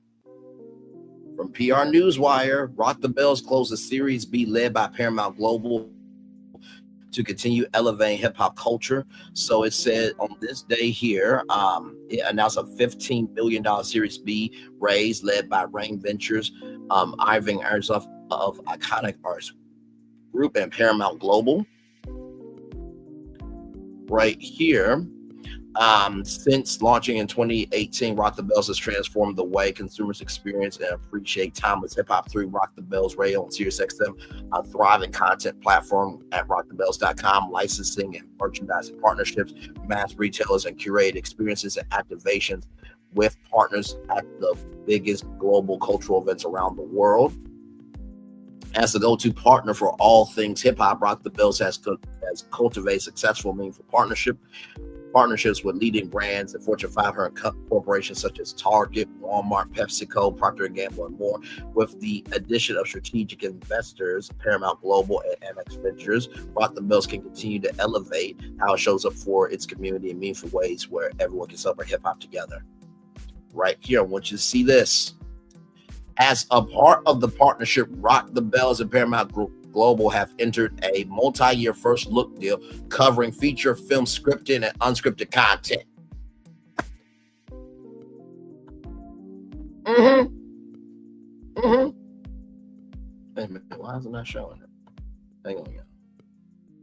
Hang on. Give me a moment. I don't know why I wasn't sharing. Give me a moment. I'm still keeping the same energy, though. This is exciting. All right, here it is, y'all. So everything that I read right here, and then right here, $15 million Series B raised by Rain Ventures, Iring Ozoff of Iconic Music Group and Paramount Global. And then right here, since 2018, Rock the Bells has transformed the way consumers experience and appreciate timeless hip-hop through Rock the Bells Radio and SiriusXM, a thriving content platform, rockthebells.com, licensing and merchandising partnership with mass retailers, and curate hip-hop experiences and activations with partners at the biggest global cultural events across the world, as the partner for all things hip-hop. And they did something really, really big not too long ago, the Rock the Bells Music Festival that celebrated the 50th anniversary of hip hop. And as a part of the partnership, Rock the Bells and Paramount Global have entered a multi-year first look deal to cover feature films and scripted and unscripted content. So who is to say, right, that this program right here As I pull it back up. Who's to say that this program at John Hopkins Peabody Institute, what if it's an unscripted series through LL Cool J's Rock the Bells? Also, too, they will collaborate on identifying and developing co-branded merchandise opportunities that combine the available Paramount Global intellectual property with relevant, timeless storytelling. Additionally, Paramount Global will be providing marketing support for Rock the Bells content, experiences, and activations. And not to mention, too, they also host their Rock the Bells Cruise, a hip-hop experience. Y'all can do what y'all want to do. I just keep up with everything else. I really, really do. So, congratulations to Lupe Fiasco and that brother. I'm going to give him his flowers there. Make sure I get it right. That brother's name is Wendell Patrick. Shout out to you, good sir. Shout out to everybody at John Hopkins University for doing some big things there. All right, y'all. No. You saw it, I saw it, but we haven't talked about it. Here we go from Deadline.com, our final destination for this evening. Karen Huger skips the Real Housewives of Potomac Season 9 reunion after entering guilty DUI verdict, enters recovery program. Okay, this is an update. Previously, Karen Huger has seemingly skipped the Real Housewives of Potomac Season 9 reunion after she was found guilty of DUI charges. Bravo released the seating chart for the reunion special, and Huger was noticeably missing, ending speculation about her appearance. Sitting closest to Andy Cohen were Giselle Bryant and Mia Thorne, followed by Ashley Darby and Wendy Arfezzo. At the end of the couches from Cohen were Stacey Rouch and Kiana Stewart. Of course, there are the newer ladies. Now, they say the closer you are to Andy, the more screen time you get because of the storylines. But also, too, I feel like Stacey and Kiana will be back next season because they provided some light, some love, and some joy that made the season actually worthy of watching. Huger is facing real-life consequences for driving under the influence as she was found guilty on 5 out of the 6 charges following a March 2024 incident that involved a car crash. The Grand Dame was convicted of DUI, negligent driving, failure to control speed to avoid a collision, and failure to notify authorities of an address change, according to a report from Fox 5 DC. We also know that she was acquitted of reckless driving. Huger's DUI incident looms throughout season 9 of RHOP, but the reality TV personality was limited in what she could say as it was an ongoing case. Although Huger's co-star tried to press her for more details, she maintained the truth will eventually be revealed. With Huger not showing for the reunion, her co-stars will not have an opportunity to face her following conviction. The court has set sentencing for January 29th, during which Huger will find out if she will face jail time, which some could estimate could be up to 2 years. Although we're disappointed in the jury's verdict, we of course respect their decision and appreciate their time here on our case. Huger's lawyer, A. Scott Bolden, said in a statement to People Magazine, People.com, we continue to reserve Ms. Huger's right to appeal and intend to fully pursue justice on her behalf. We appreciate your support and prayers for Ms. Huger and her family at this time. Following Huger's conviction, police body cam footage was released on social media showing the severity of the incident. And of course, we watched the body cam footage. I think it was from Fox 5 DC, if I'm not mistaken.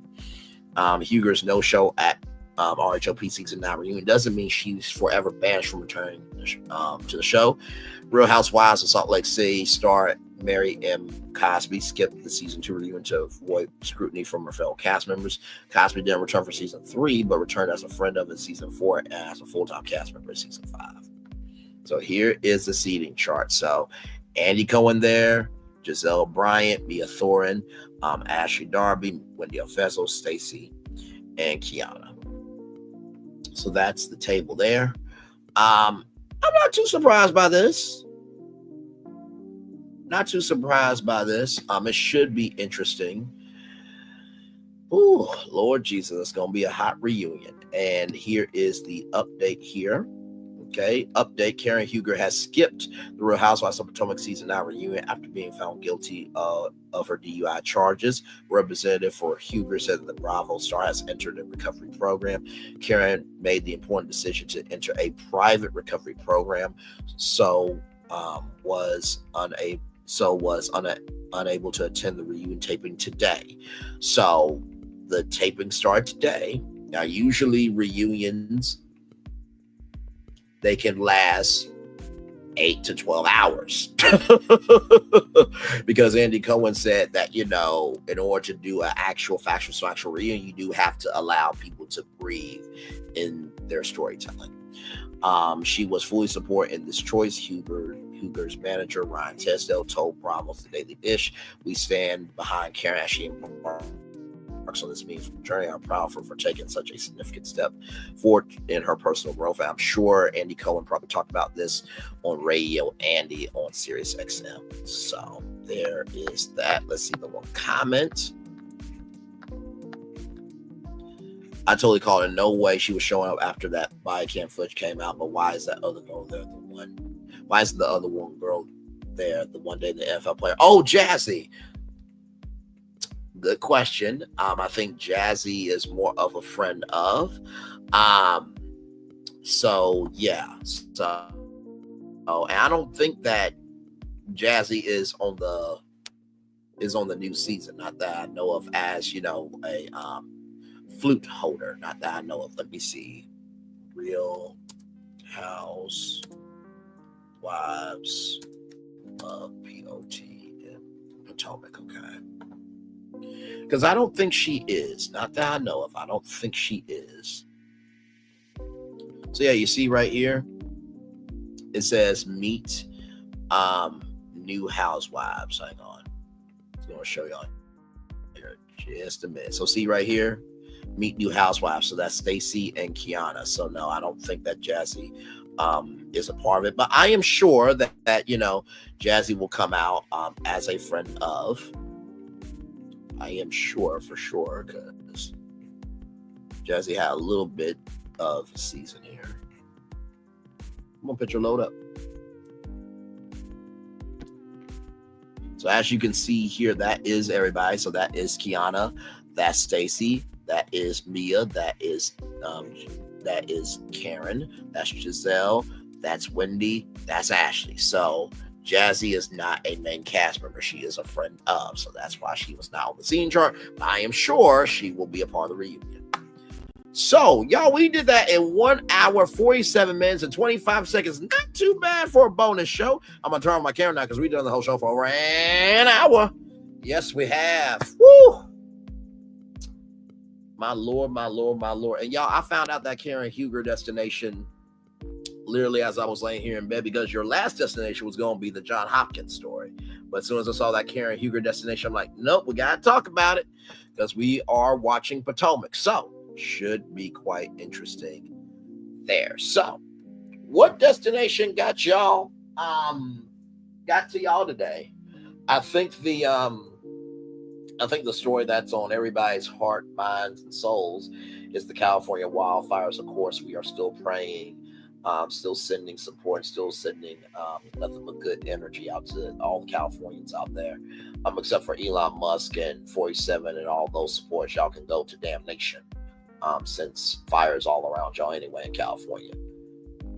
Y'all can say what y'all want to, but for 47 to politicize a fire where his house can be burning down, you can miss me with your shit, okay?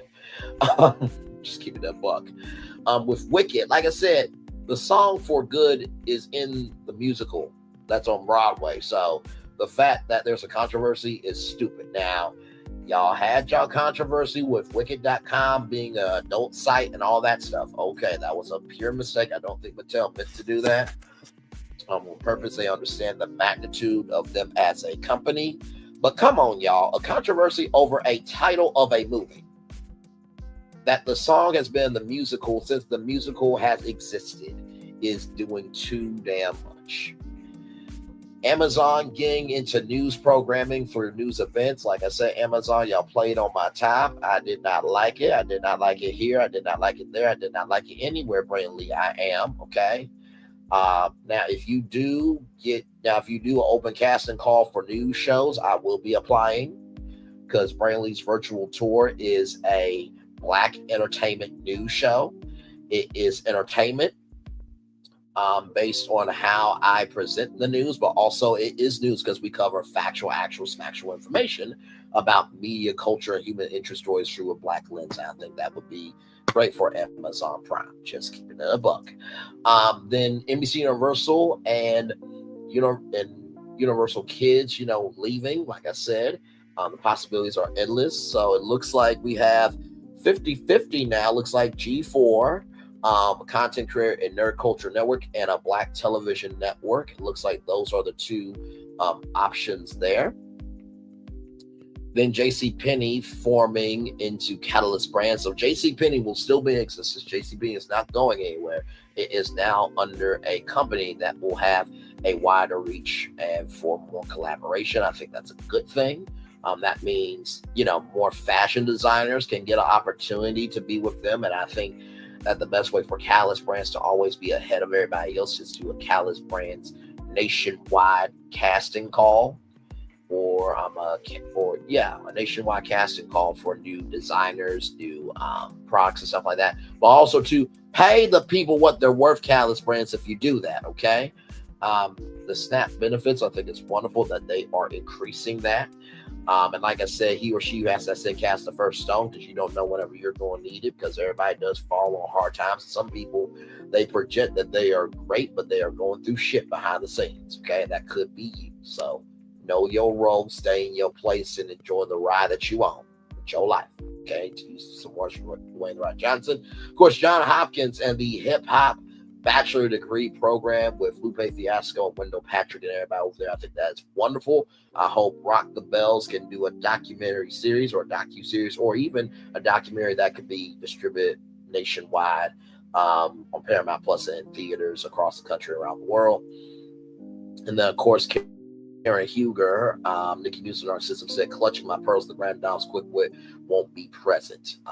She will not be attending. She has went into a private rehab facility, which I think is a wonderful move for her. She'll be able to do her recovery in peace. Now, of course, we won't know what the sentencing is. I am sure that the rehab center will allow her out for the sentencing. I think, if anything, right? This is not the first time that she's gotten a DUI. I don't think it should be 2 years because, like I said, 47 is about to become president. So if 47 can become president and be a convicted criminal walking around here among us, then I think Karen Huger should be, she should do some time, right? She should do at least 7 months, 6 months, just so she can feel the weight of it. But she shouldn't go for 2 years. Are you kidding me? Like, stop the shit. That white boy who tried to drown a black kid should be in jail for life. Okay, that's a crime that deserves time. Okay, not saying that DUIs do not deserve time. I do believe that everybody should be convicted, right? But let's keep it a buck. Jen Shaw, what she did to those elderly people for that telemarketing scheme, like, come on. And y'all know I'm about right is right and wrong is wrong. So whatever sentence the judge gives, Karen Huger should respect that. I do believe people who have a DUI should be handled respectfully, because you do the crime, you pay the time.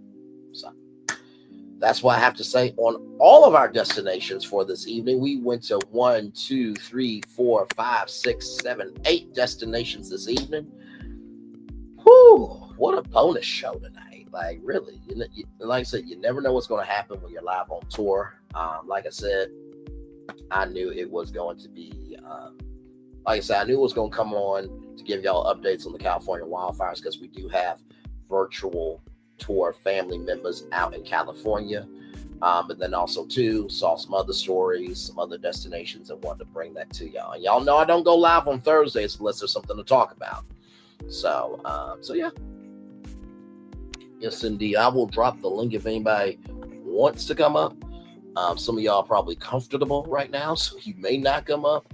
But of course, as y'all know, we always make sure that you guys have a voice on this channel, because guess what? You might have a different take than me on some of these destinations, and we are a very collaborative community over here. So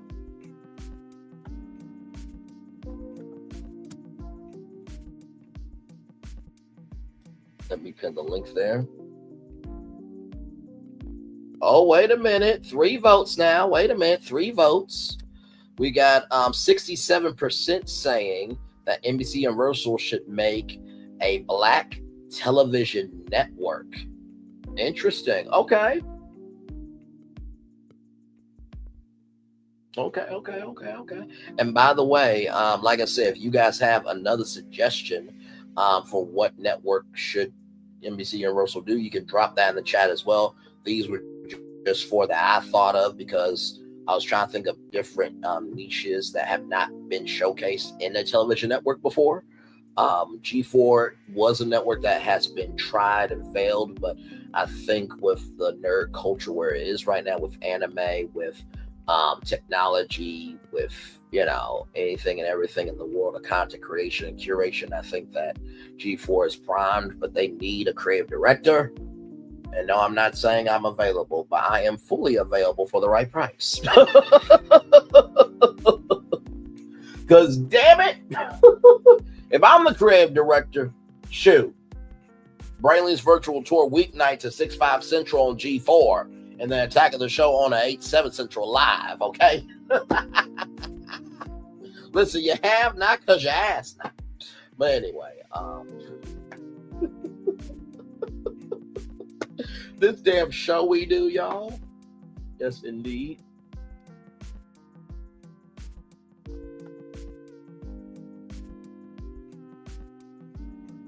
Oh, man.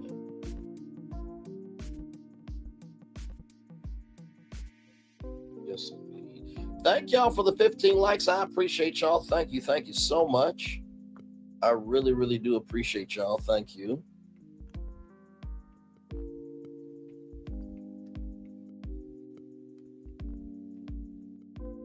Like I said, I always try to give y'all something new, something different, something that can be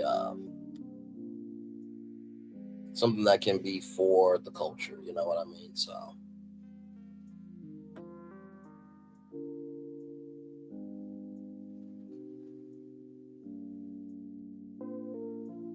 yes, indeed.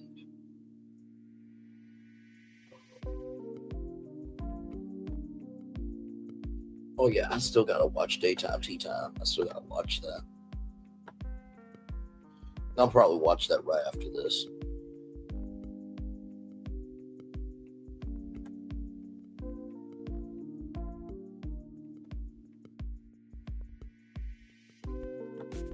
But yes, indeed, at this point, y'all, we are just chilling. Hey, now, people, welcome in. Thank you all so much for being here. You see the roadmap there. We talked about the California wildfires. They are still raging, so please send love, light, and support to them. Wicked, the title Wicked for Good, there's a controversy because apparently people don't know that this was based on a musical. It's been on Broadway for years, and the song For Good has been in the musical since the musical has been around. Wicked is dabbling into news programming with news specials.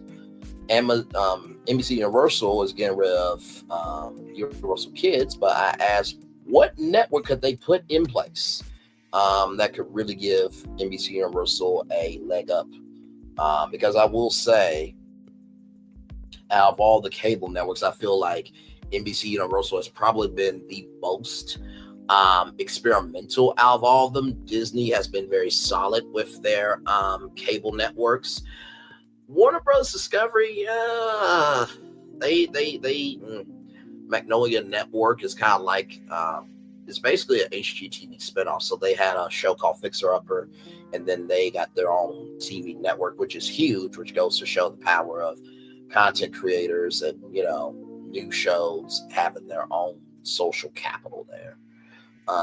Then JCPenney is a part of Catalyst Brands now. JCPenney will still be around, but they're under a new company with a wider reach, with more collaborations with good brands. SNAP benefits have increased.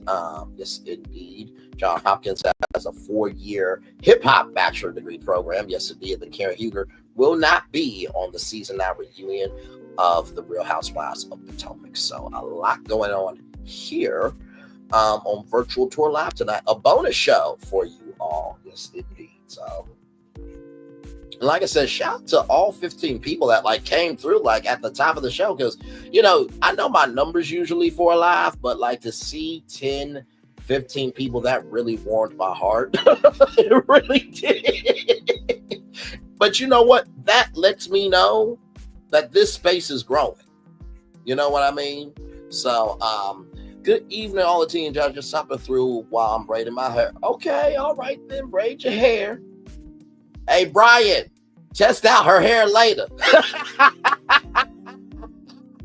Say, giddy up with those reins. I'm sorry. I should be more respectful. I should. Good Lord Jesus. Just. I swear to God, Brian could come up on stream here and say, Braylon, my man, and drop back down. Now, you do not have to do, oh my Lord, G. Thank you so much, all the tea in China. One love, much love, all love to you for the $10 super sticker. Thank you so much, my friend. I appreciate you. Yes, indeed. We are live on tour, everybody. A bonus tour, if you will. California wildfires, they are still raging. The Sunset fire has been contained. There was human remains at one of the houses within the fire. So I think it was 2 people that were dead, but now it's 5 people. So I'm sure that the death total sadly will increase. So prayers up to everybody there. Wait a minute. No. I am still the calmest one on 3 with the T. We're not, no. Sassy is the one that does all the shenanigans. Lil Paulette chimes in, and I sit back in the top left-hand corner, drinking my water, minding my black-owned business, and being on 3 with the T. We are not doing this, okay? Now listen, we're going to leave that lie in 2024, and we're going to be in truth in 2025. Oh, that was good. Yes. Hercules.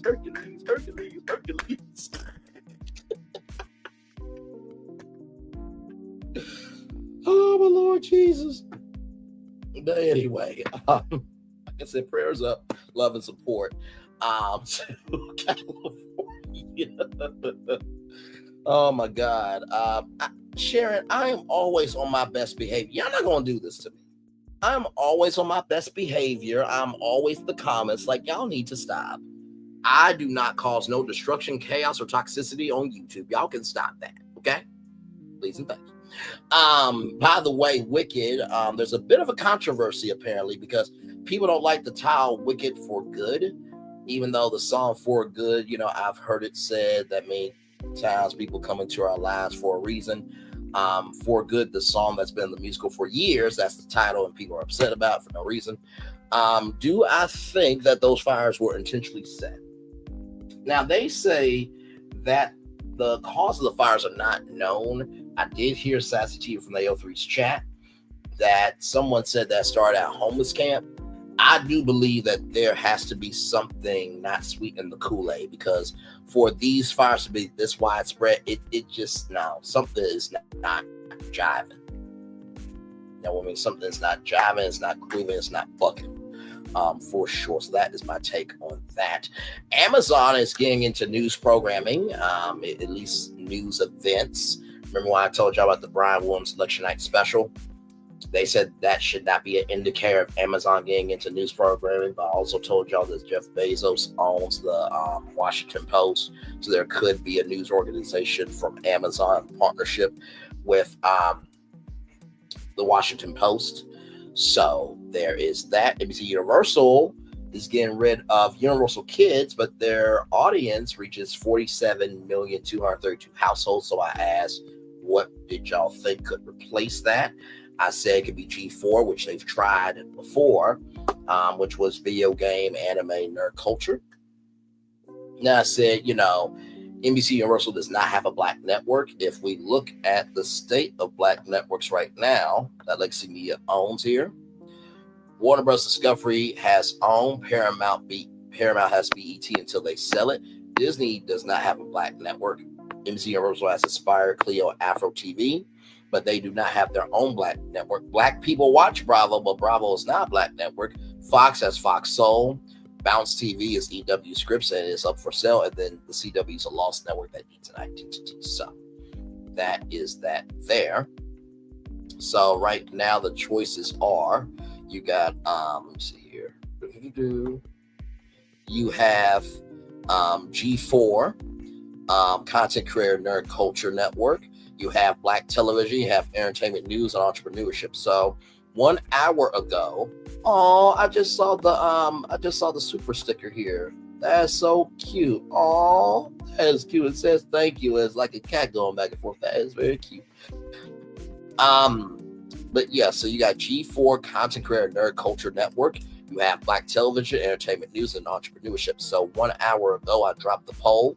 After 4 votes, it looks like 75% of you are saying NBC Universal should make Universal Kids a Black television network.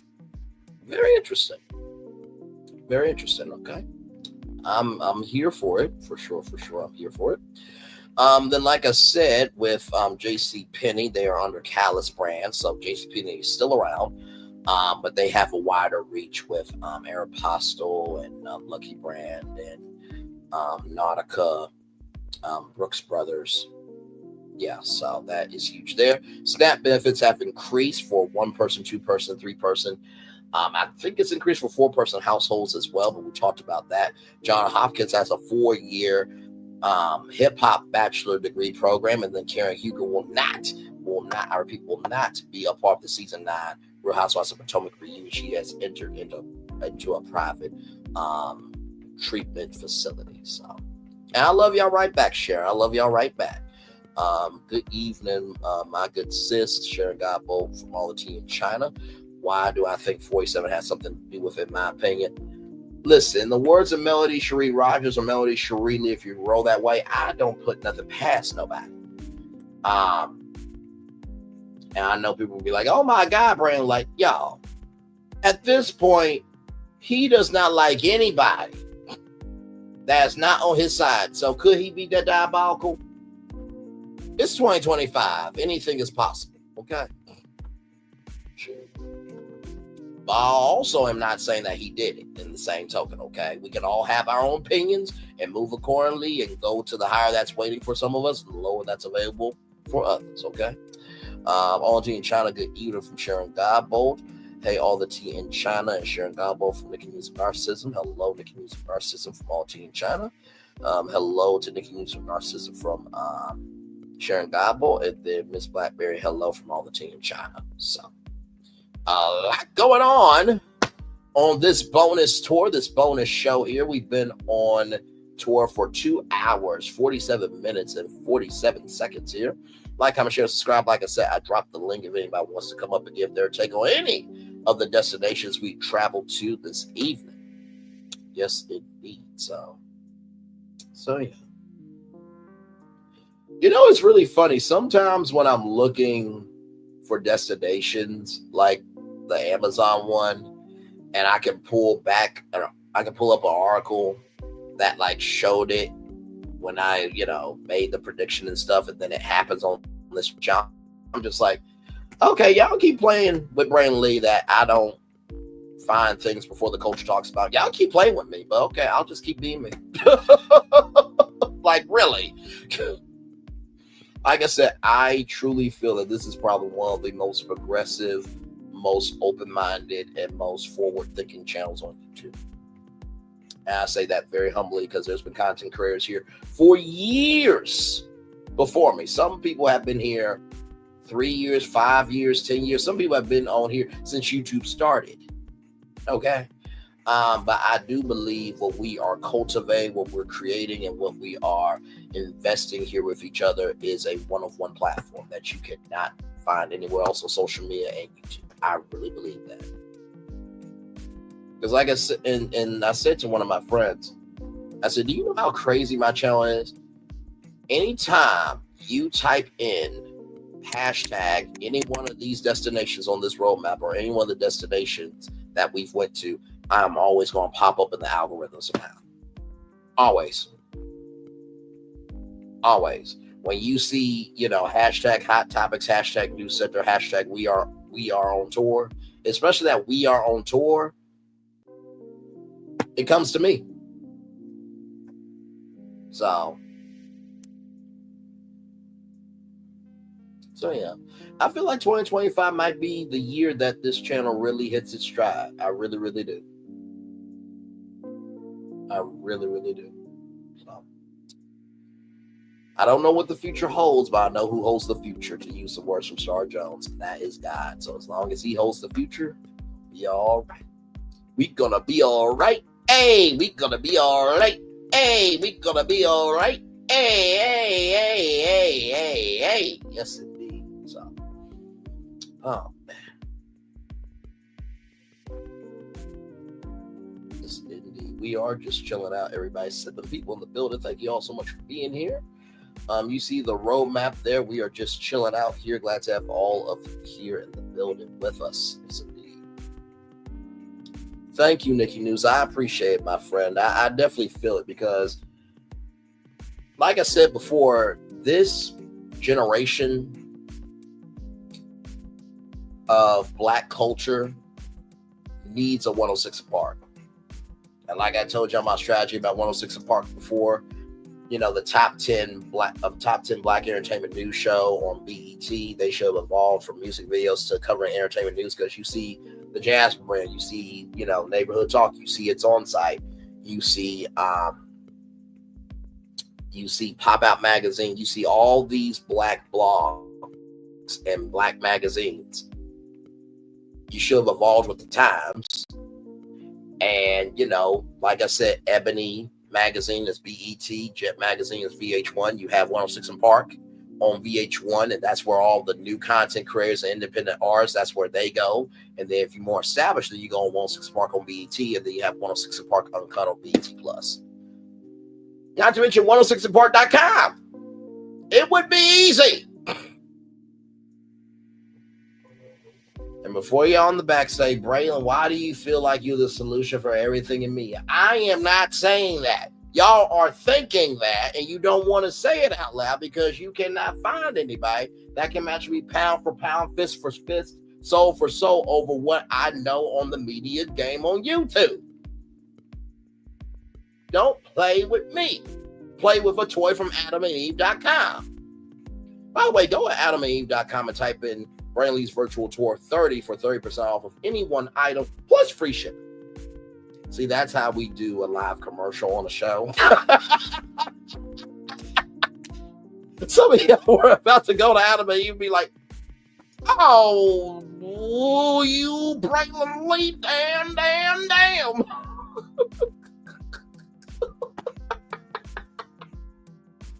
Can you imagine if somebody typed in Brayley's Virtual Tour 30 on AdamandEve.com and then they got this promo code does not exist? And they come back to me on the next Virtual Tour Live and they either type in the chat or they come up on StreamYard and this is what they do. Watch this. Now, Braylon, I love you, but you are a problem. I typed in that code. They say it didn't exist. Screw you. I'm like, first of all, it was a joke. Okay? That was up to you to go at AdamandEve.com and type that promo code.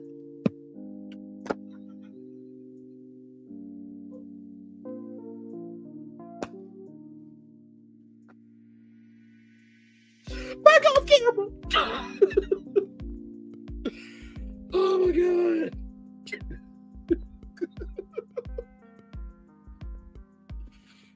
Oh my God. Okay. Man.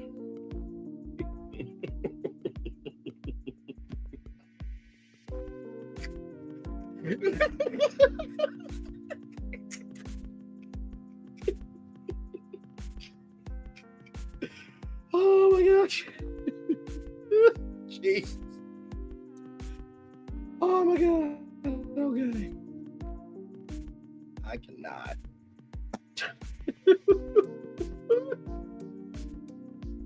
Oh my God. Lord. By the way, y'all, like I said, tomorrow I'll have a new show for y'all at 11 a.m. And then, of course, we'll be reviewing Married to Medicine.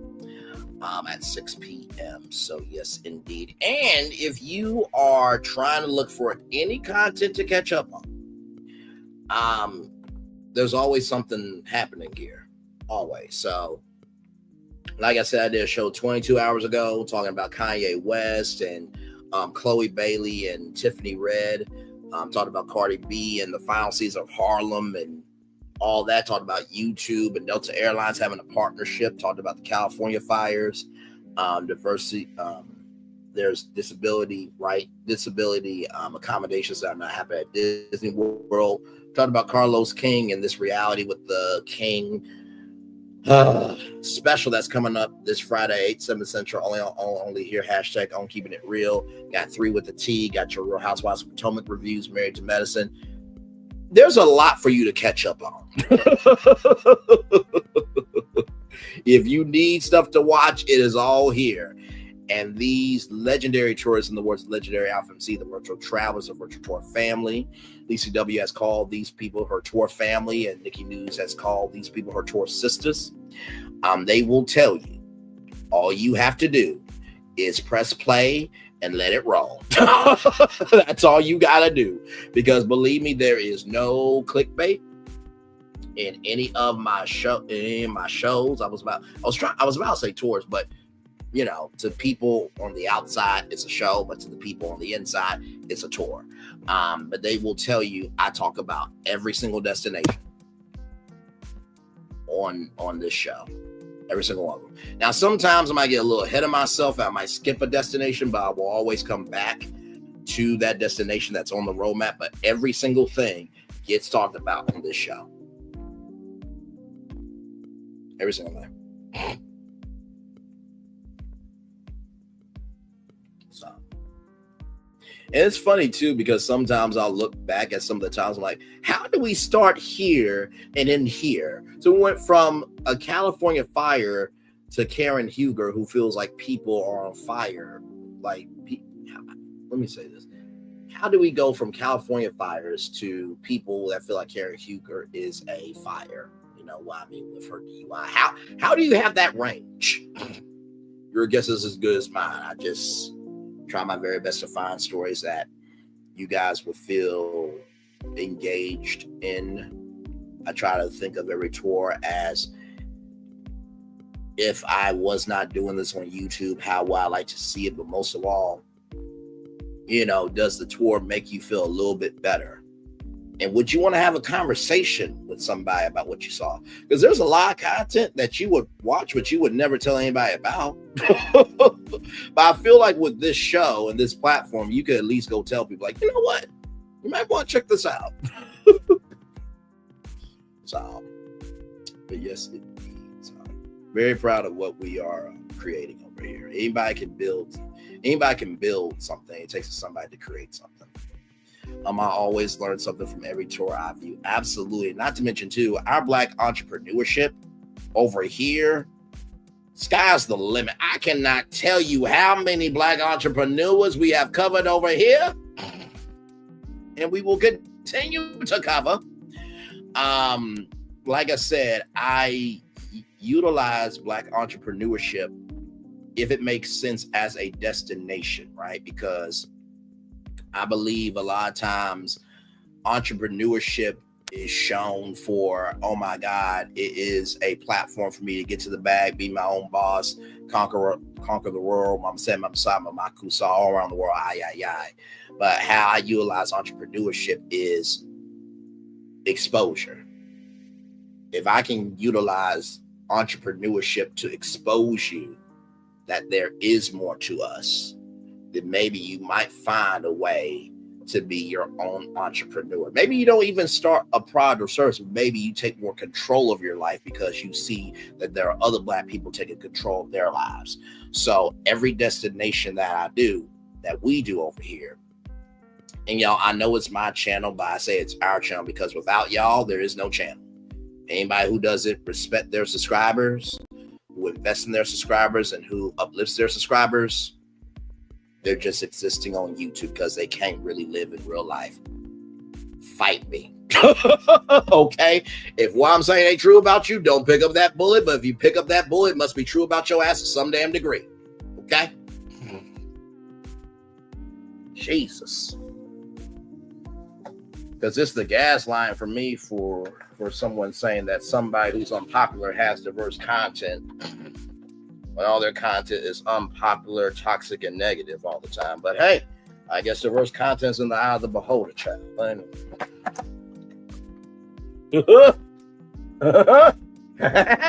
Woody Woodpecker. Anyway.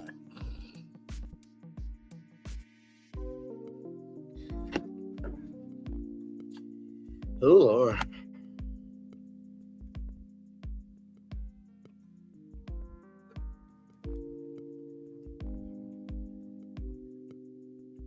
And like I said, too, the fact that you can feel something from every single tour, that's not easy to do emotionally.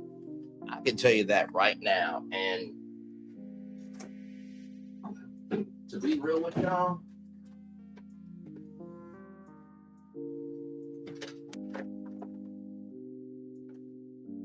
oh, God.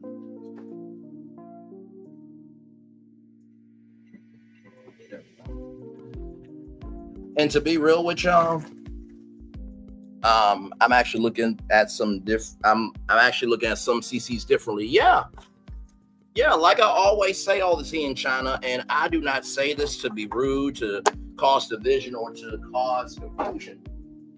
But if you pull up my live tab compared to some CCs that you watch, it's a distinction and a difference and a foundation that is understood. Like, that's what I always say to people. If you don't really understand the content that's over here, all I ask is that you pull up my live tab and you pull up another content creator's live tab, do a side-by-side comparison, and you never have to come to me and say it. But I promise you, you're going to say to yourself, well, damn.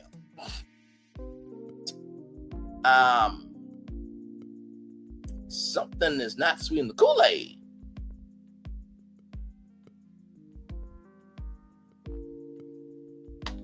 Just saying.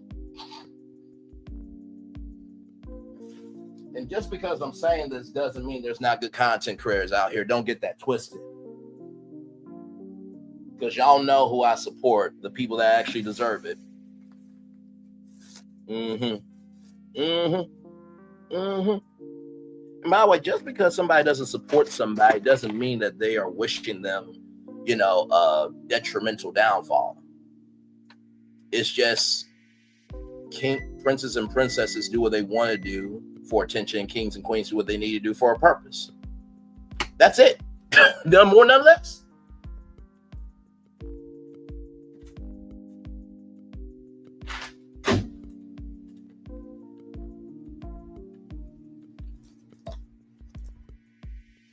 And you know what's really funny? People will get offended by that statement, but yet they use that logic for how they choose their family and friends and how they engage with those people in their real life. So you will be upset with a content creator for saying what needs to be said about how they move accordingly, but yet you move accordingly that same way in your real life. Come on now.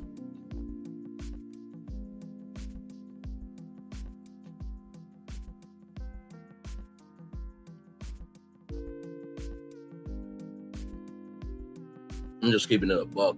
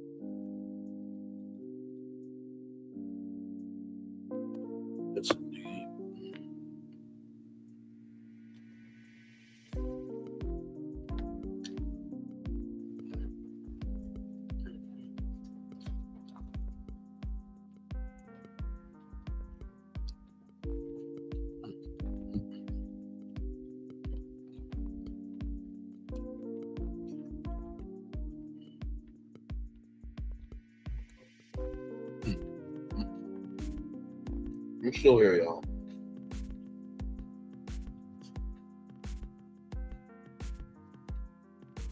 Lord. Wow.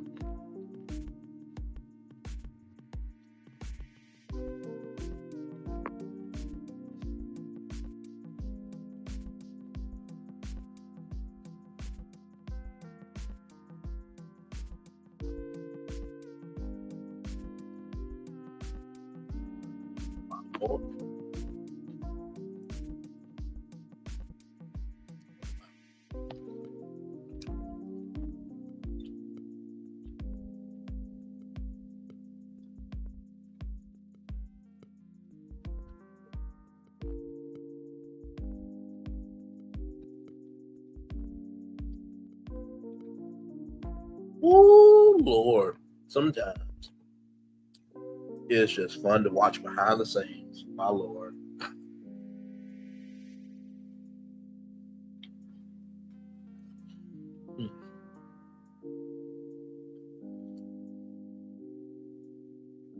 Don't mind me, y'all. I'm just eating. I'm still here rocking with y'all.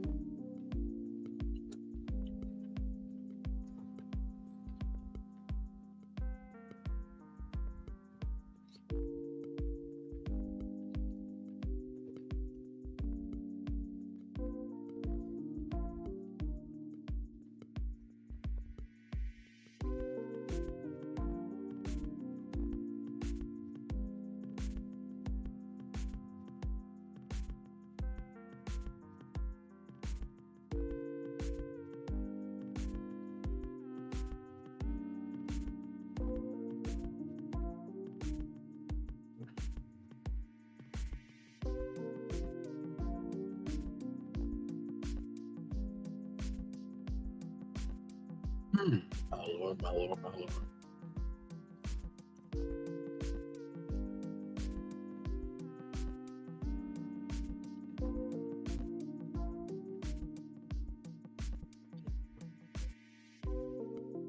Mm-hmm.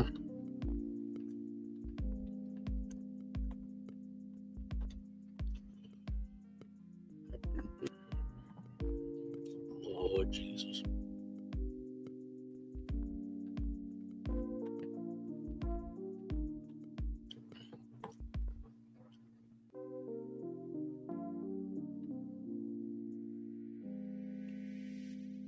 Oh, I think that's one of the reasons why I don't care to do it. I know my mouth. Wait a minute, have you not met me? Wait a minute. I said this to a coworker today. If they could take me in on YouTube, you are going to be just fine. That is funny. You said that's one of the reasons I can't do it. I don't care to do it. I know my mouth. Do you know mine? You will be fine.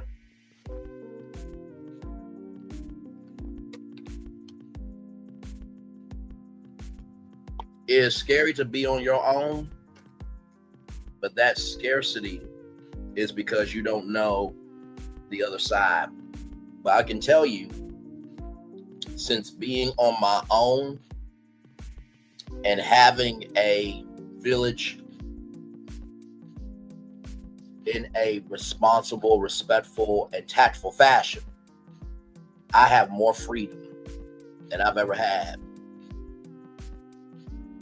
Because here's the thing, my rise and demise is only me. So as long as I stay on my purpose as king, and I don't worry about princes seeking attention, then I'm gonna be just fine.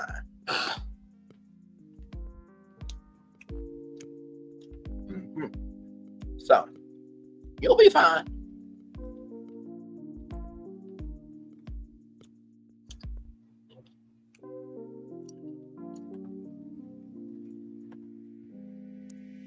So let me see something real quick.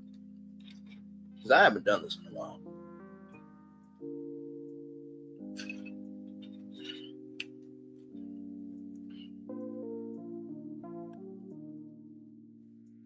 analytics.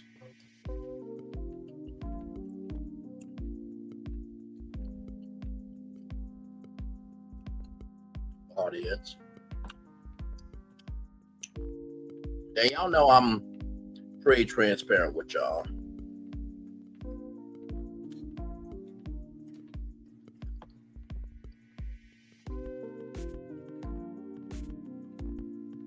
What's up? No. Lifetime.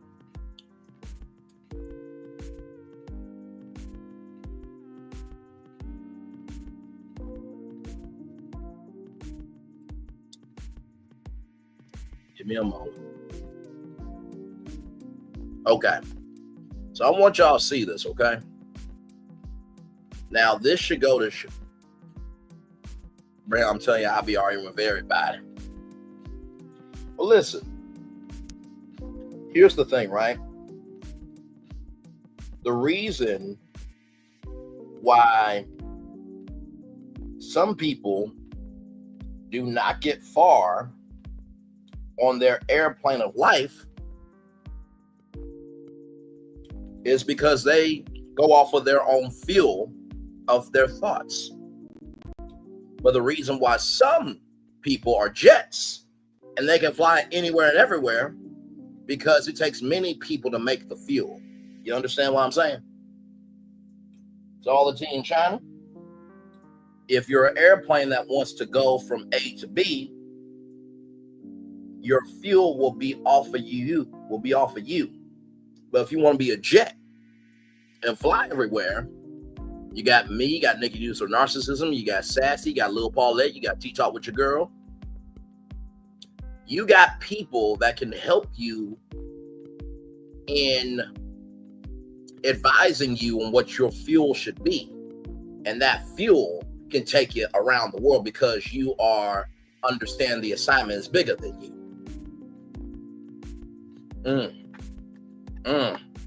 Well, I know all the content creators that don't have the capacity, capability, comprehension of brain cells to understand and be like, Brayla, you being mean.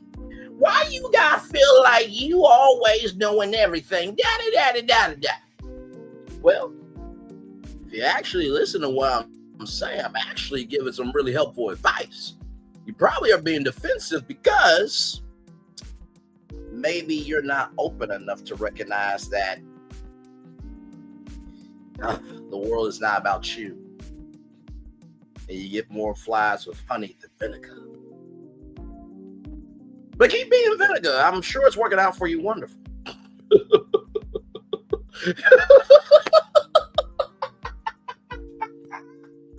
I know my husband said, y'all are good for me. Y'all keep me calm.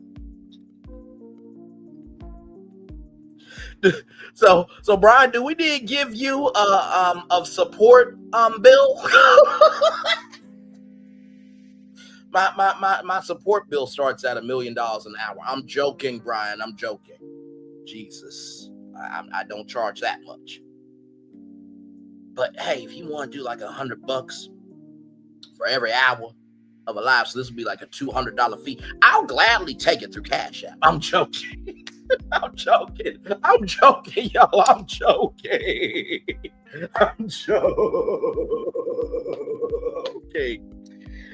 Oh my God, I said I don't need a balance.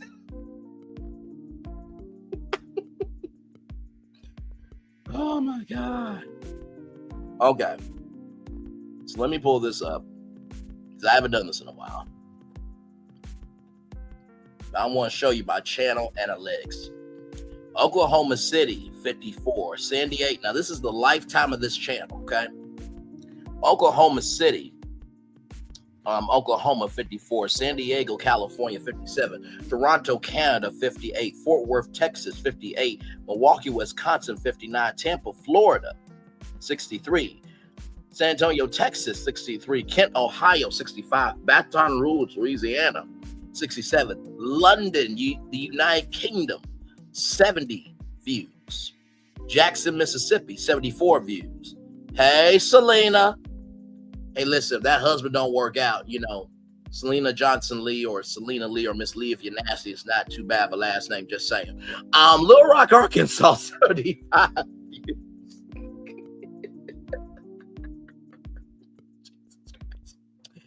Austin, Texas, 75 views. San Francisco, California, 75 views. Cincinnati, Ohio, 82 views. Columbia, South Carolina, 84 views. Orlando, Florida, 84 views. St. Louis, Missouri, 84 views. Stonecrest, Georgia, 87 views. Columbus, Ohio, 108 views. Montgomery, Alabama, 109 views. Phoenix, Arizona, 109 views. Boston, Massachusetts, 125 views. Huntsville, Alabama, 125 views. Virginia Beach, Virginia, 129 views. Washington, D.C., 167 views. Lawton, Oklahoma, 174 views. Indianapolis, Indiana, 186 views. Las Vegas, Nevada, 188 views. Cleveland, Ohio, 190 views. Miami, Florida, 208 views. Mobile, Alabama, 219 views. Raleigh, North Carolina, 240 views. Cape Town, South Africa, 240 views. New Orleans, Louisiana, 259 views. Pretoria, South Africa, 266 views. Nashville, Tennessee, 304 views. Jacksonville, Florida, 351 views. Memphis, Tennessee, 479 views. Birmingham, Alabama, 776 views. Los Angeles, California, 777 views. Detroit, Michigan, 788 views. Baltimore, Maryland, 802 views. Dallas, Texas, 950 views. Charlotte, North Carolina, 1,137 views. Philadelphia, Pennsylvania, 1,335 views. Chicago, Illinois, 1,551 views. Atlanta, Georgia, 1,833 views. Houston, Texas, 2,218 views. And the number one city, New York City, with 4,527 views. That total all adds up to 253,764 views.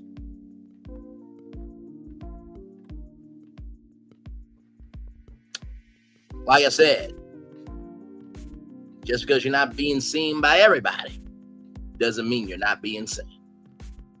And you heard every coast, north, south, east, west, international.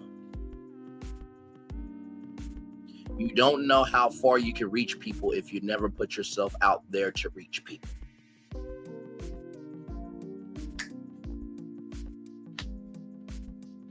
Yeah. Wait, Brian was going to come up on Queen Sheba's Live today. All right then, Brian. Get up there, brother. Get up there. Listen. Yes, indeed. Yes, indeed. Yes, indeed. So, yeah. Mm-hmm. Yes, indeed. So,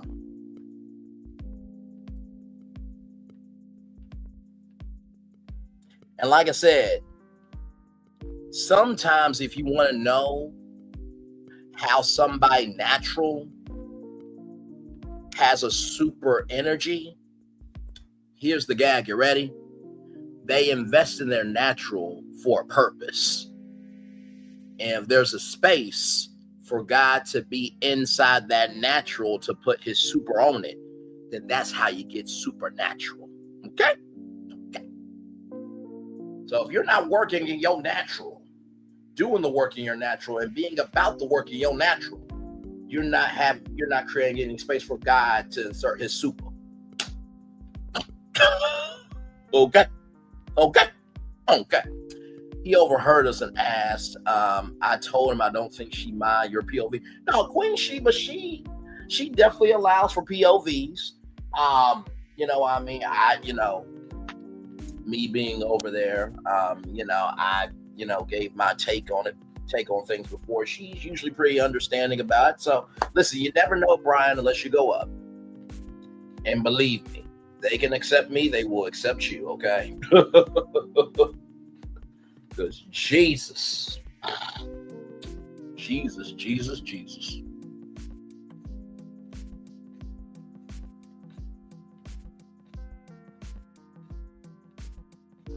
Oh. Excuse me.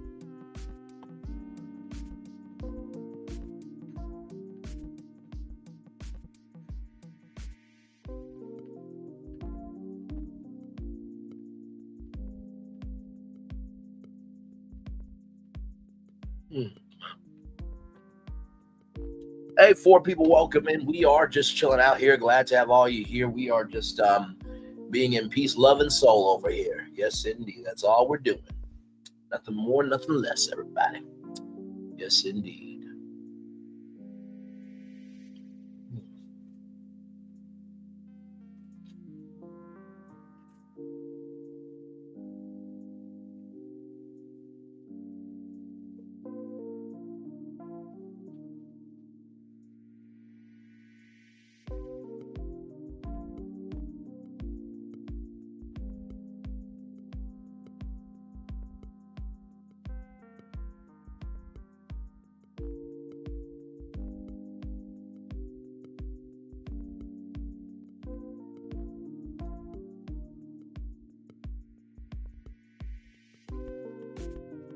Sorry, I had to get me some water real quick.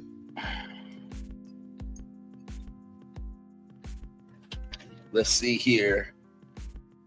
Let's see. I told him she doesn't play no games, but he seriously knows a lot about Dr. Farrakhan. Listen, she does not play any games.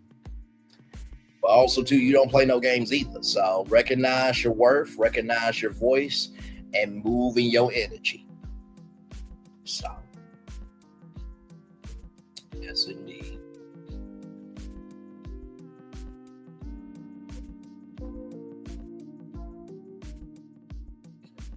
Oh, my Lord.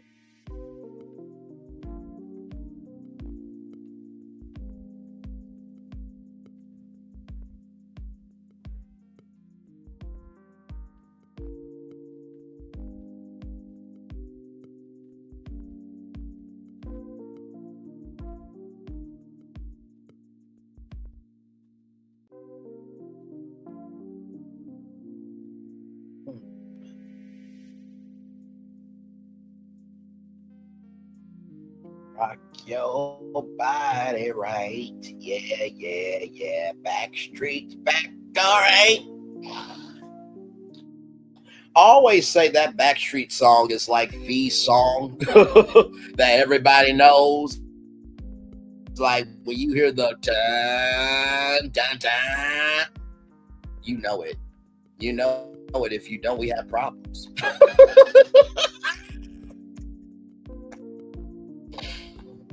Oh my God. Why am I the way I am, y'all? I do not know. My Lord, my Lord.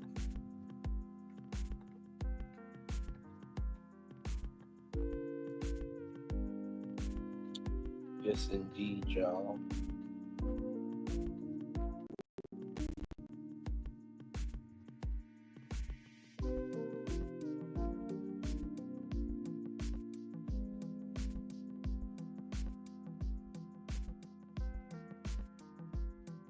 Over here, just chilling, everybody.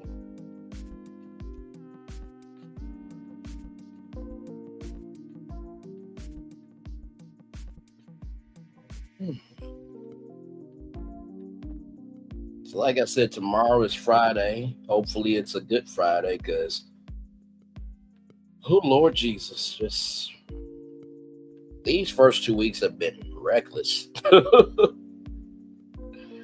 I mean, man.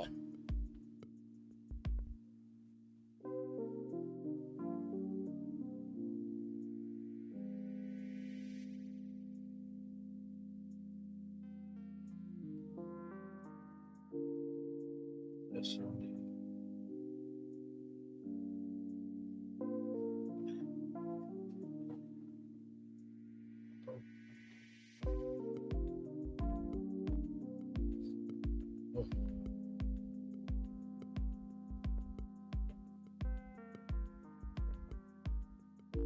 Is it cold where y'all are? I'm assuming so. It's been cold everywhere.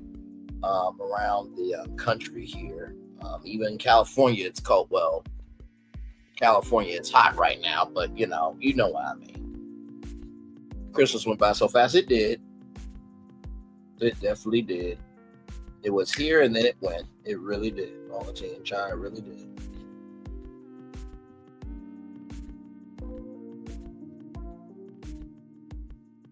I do feel like this week, though, was a little bit of a mental lag. Because like I told you, I really believe that first week did not happen. It was New Year's Eve Tuesday, New Year's Day Wednesday, Thursday, Friday, then we were done. I'm just like, okay, wait a minute. There should be some mental lag. Like, okay, it's Tuesday. It's Wednesday. It's Thursday. It's Friday. There should be some mental lag there. And it was no mental lag that first week.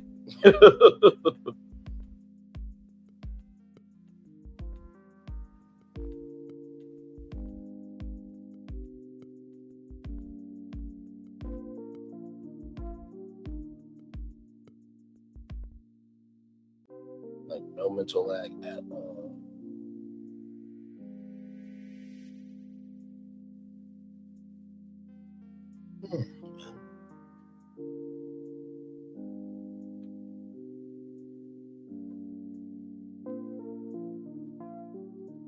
And honestly, you know what I would do?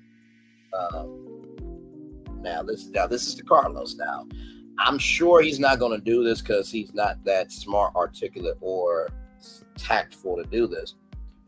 But you know, you've had Reality with the King on OWN before, right? But since this is probably your biggest Reality with the King special yet, I would say at 8/7 Central, why not do a watch party on your YouTube channel? I know, what a concept, right? But is he going to do it? No. That's what real creative would do.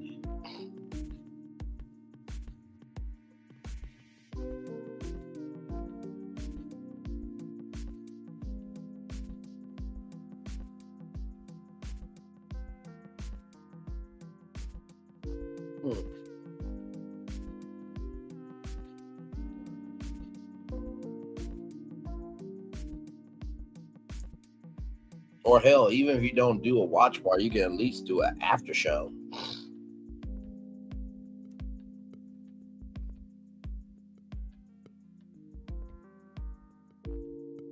Like I said, by the time the show ends and it's Monday, it's like, okay, the show is done, so it lost all momentum.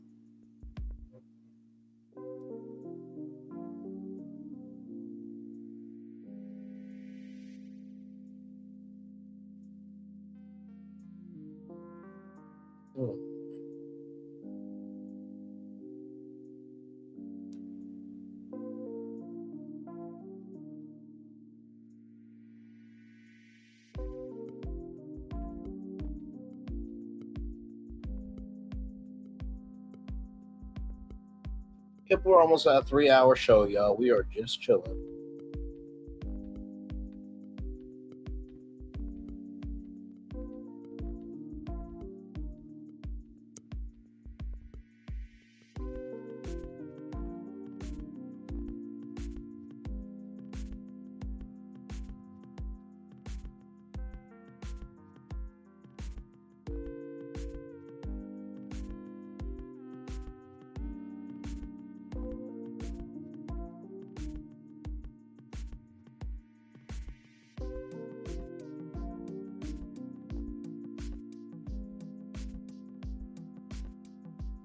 Yes, indeed. We are just chilling now.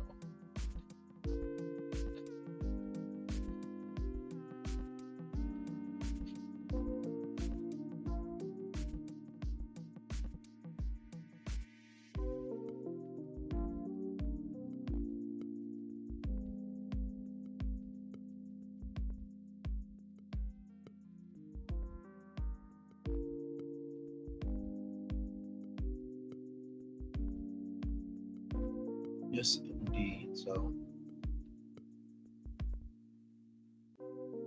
I will probably give y'all the daily motivator, and then we'll probably end it at a 3-hour show if that sounds good with y'all. So I'll probably give the Daily Motivator around 2:55, and then we'll head on out. But this has been a great show, though. It really has.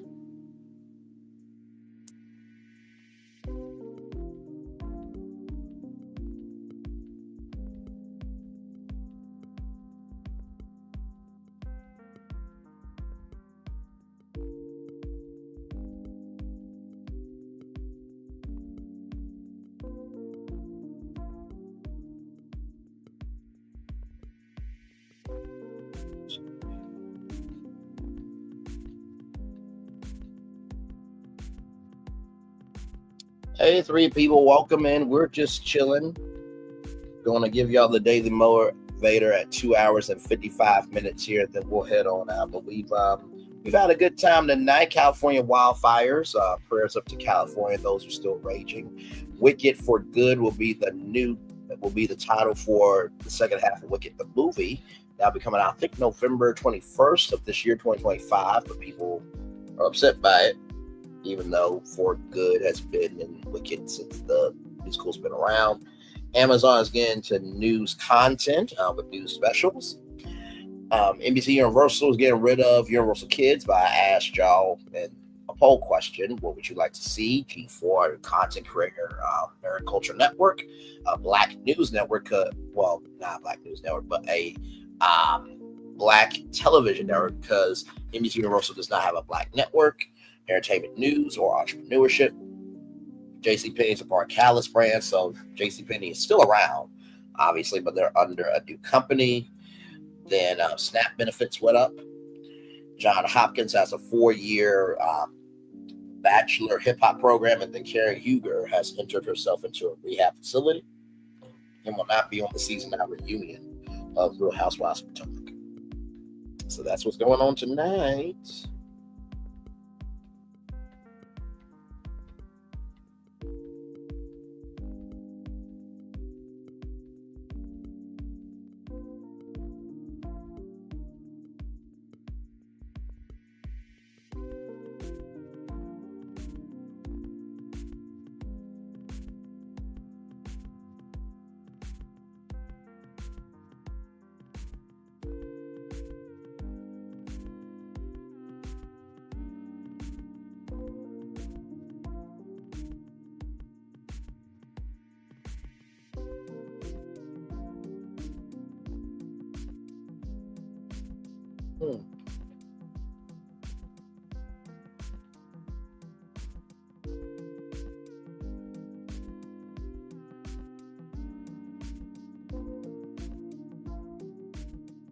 But yep, I'll probably just be rested here, and then I'll get ready for the Onyx collab tonight at 10 o'clock. Sometimes they come in at 10 o'clock, sometimes they come in at 11. So, but it's always been 10 o'clock on Clubhouse. So.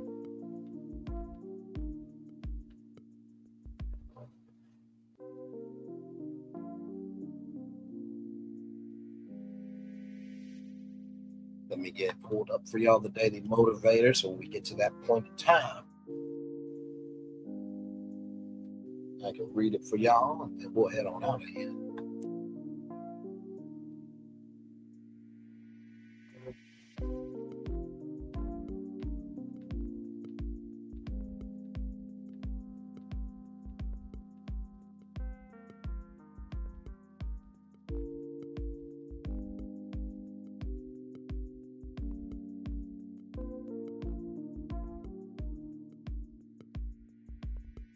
One more minute, and then we got the Daily Motivator coming up for y'all.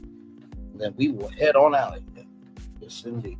But it's been a good show. It's been a really good show. I've enjoyed y'all. Hopefully you enjoyed me and the destinations that y'all saw tonight. That we went to tonight.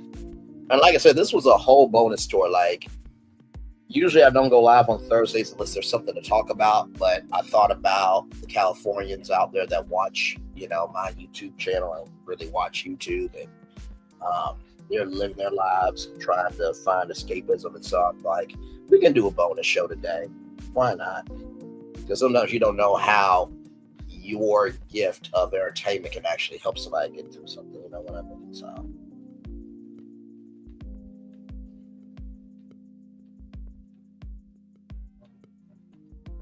All right, here we go with the Daily Motivator. As soon as it gets to 2:55, yep, right there. All right, let's make it do what it do. It's time for the Daily Motivator, everybody. Yes, it is. Yes, it is. Yes, it is. A ship in harbor is safe, but that is not why ships are built. Oh, I like that. I like that. A ship basically in the harbor means it is safe, but ships are created to explore the world. I like that analogy there. Very well done, John Shed. It's time for the Day Motivator for Thursday, January 9th, 2025. Seek competence. Ooh, some people have it more than others, Ralph Wilson, but that's neither here nor there. Seek competence. Create it, make use of it, admire it, learn from it, expand on it. All kinds of possibilities swirl around in chaos and uncertainty. With competence, you can transform those possibilities into concrete value. Do what you do, not just to get it done. Do it also as a way of exercising and strengthening your competence. For competence pays continuing dividends. Once you've acquired a particular competence, you can put it to beneficial use again and again. When you develop competence in one area, you'll be inspired, encouraged, and in position to expand it to other areas. With a reputation for competence, opportunities to utilize it frequently come your way. Competence is worth the extra effort, the diligence, the commitment. Demand competence of yourself, encourage and value competence in others, and find satisfaction in its many rewards. Ralph Morrison. Let's talk about seeking competence. You know, I heard that at one point in time, it takes about 10,000 hours to learn a new skill. And I feel like that's taking liberties a little bit, because how do you get 10,000 hours? Do you get 10,000 hours by watching YouTube videos? Do you get 10,000 hours by, reading books about it? Do you get 10,000 hours by doing it? And I think seeking competence really starts by seeking within yourself and what you're competent about yourself on. Are you creative? Then you need to get creative competence. Are you organizational? You need to get organizational competence. So whatever competence you are seeking, you have to first seek within yourself on what you're competent on for you as a person. And then, your interests will form from there, right? The second thing is, when you develop competence in one area, you'll be inspired, encouraged, in position to expand to other areas. Your gift will make room for you and put you before great men. That is a scripture my mom has given me time and time again. And I never really understood it until I applied it. Just like most scriptures and stories and metaphors, anything can be dormant until you utilize it, right? So that's the second thing I'll say. You will only be inspired, encouraged, and you will have the energy to do anything, but only if you make room for your gift. That starts by investing in your gift. That's the second thing I'll tell you. And finally, demand competence of yourself, encourage and value competence in others, and find satisfaction in its many rewards. You have to recognize, for every hour that you invest in somebody else, you got to invest 2 hours on you. And that does not mean there's one way to support somebody. Sometimes supporting somebody is just saying hello, saying bye, hope you have a good one. Sometimes it's a like, comment, share, subscribe, like you should with this channel. Other times it can be a recommendation for a job. It can be a recommendation, for an event, or it might be an idea, right, to help somebody rise up. When we can recognize the spectrum of investment, that's the day we will all win. Because if we keep thinking that investing is financial but not social, then that's the point. That's at the point where we are all screwed. So, with that being said, I hope you guys enjoyed tonight's show and the Daily Motivator. With that being said, it's time for the best outro on YouTube, if I do say so myself. Know what you do and do what you know. Never say you want for special, because you are always born a blessing and trust. You may not be where you want to be, but by the end of it, you'll be where you need to be. Do what you've been chosen to do. Why is one thing to call yourself? It's nothing to be chosen.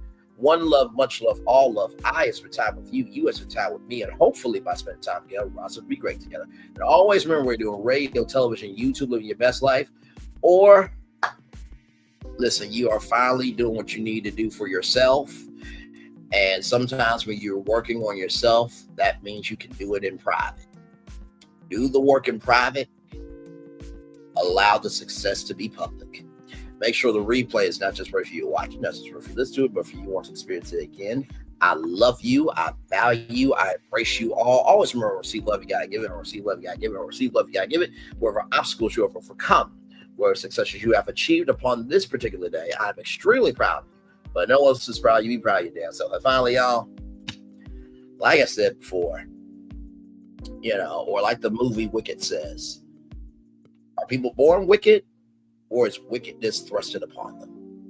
Regardless, the choice to be wicked or have wickedness thrusted upon you is up to you. Always remember that.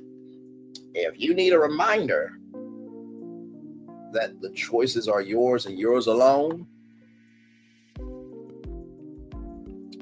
I'll let my good friend Olmec take us out with his route. And yes, this route is not a real route for you to get to an artifact to win a trip to space camp, money, or anything else. But the route tells you how long a journey can be, and that the choices are yours and yours alone. My good friend Olmec, if you could take us out, good sir. You could start by running to the room of the 3 gargoyles. Push in the right tongue, and a door might lead you down a staircase into the wall climb. Here, you must choose your next path. You could race up to the observatory, spin the sundial, and pass into the room of the golden idols. Once there, push down on their bases to release the doors. That may take you below, or lead you into the shrine of the silver monkey. Assemble the statue there, and you may be headed for the torch room. If the elevator is up, you could jump into the elevator and descend into the mine shaft. You might climb up the ladder or plow through the stone wall. Find the key, and it may unlock the tombs of the ancient kings, allowing you to climb into the spider's lair.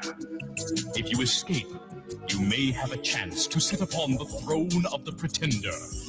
If the correct door is unlocked, you'll be able to crawl into the pit of despair and finally make your way through the cave of sighs back to the temple gate. The choices are yours and yours alone. Good luck. You heard what he said. Many ways to get through the temple, but the choices are yours and yours alone. Good luck. Commercial break and fireworks are coming your way for the day that was, for the day that's to come, and for the blessings that are on the way for you, me, and all of us as a society, as a people, as a culture. I feel the love, and I send it right back to you. Good night, everybody. Love you all.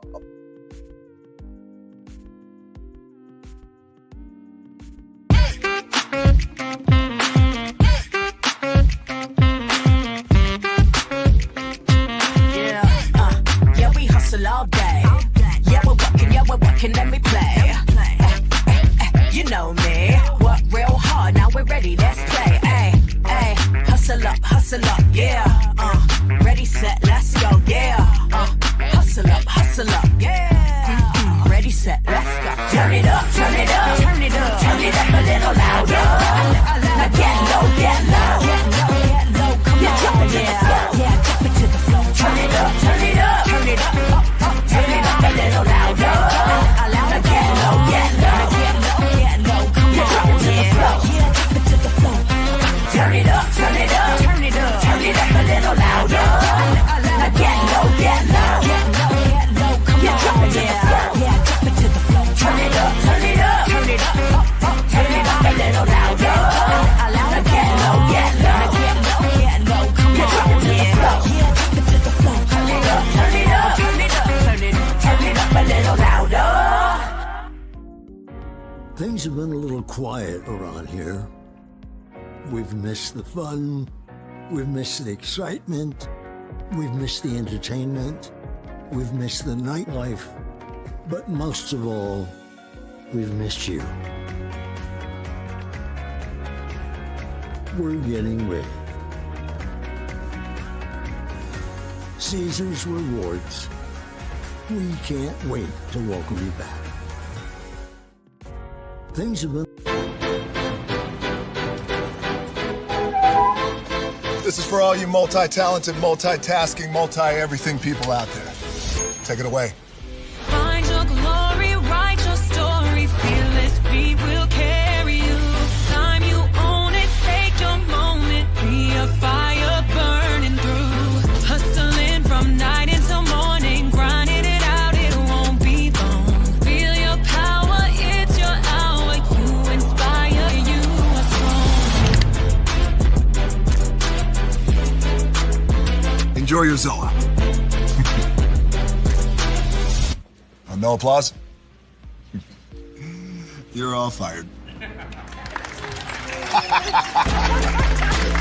Now that you've reached the stage in your life where quality television is important, Nubian TV is a black network that speaks to your lifestyle.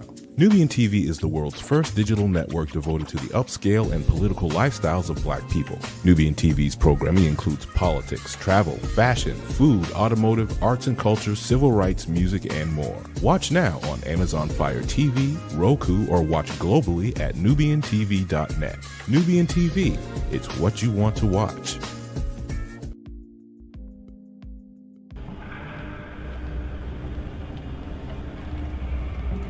I got a question for you.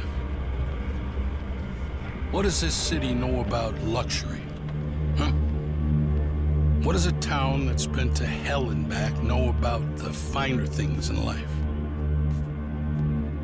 Well, I'll tell you. More than most. You see, it's the hottest fires that make the hardest steel. Add hard work and conviction, and the know-how that runs generations deep in every last one of us. That's who we are. That's our story. Now, it's probably not the one you've been reading in papers, the one being written by folks who've never even been here and don't know what we're capable of. Because when it comes to luxury, it's as much about where it's from as who it's for. Now, we're from America, but this isn't New York City, or the Windy City, or Sin City, and we're certainly no one's Emerald City.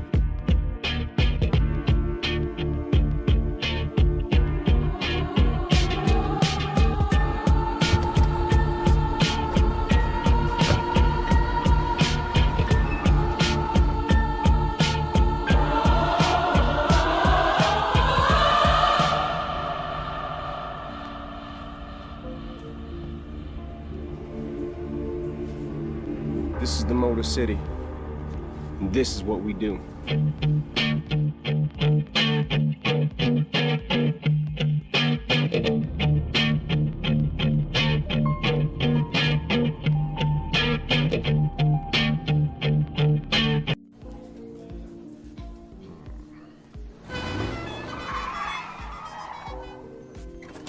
Come with me if you want to live a more delicious life. Oh, maybe we should get in the van. In this world, we don't get to control much. The past, male pattern baldness. Leggies. Got one right now. The urge to puff that bubble wrap. But there is one thing we do get to choose every single day. What we eat. Welcome to the Sonic Department of Research and Deliciousment. We have everything you want, didn't know you wanted, and some things you didn't know were possible. Because we believe if you're not having fun, you're not living free. So come on, let's live a little. Hey, good morning, America.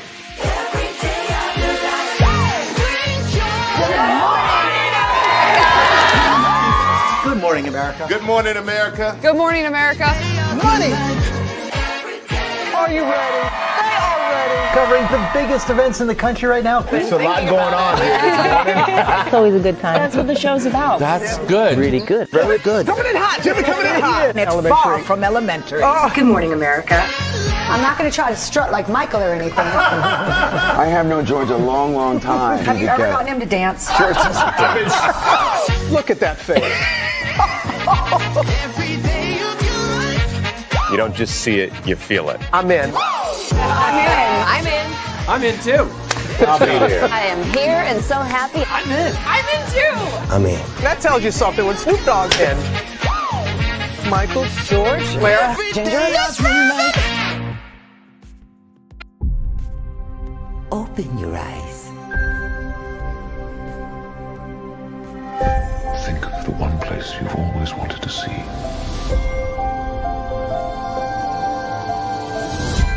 This is where our magic comes from. They say if you dream a thing more than once, Please, please, please. it's sure to come true. Everything you see exists together in the great circle of life. There are stories about what happened. It's true. All of it. In every job that must be done, there is an element of fun. I told you she was tricky.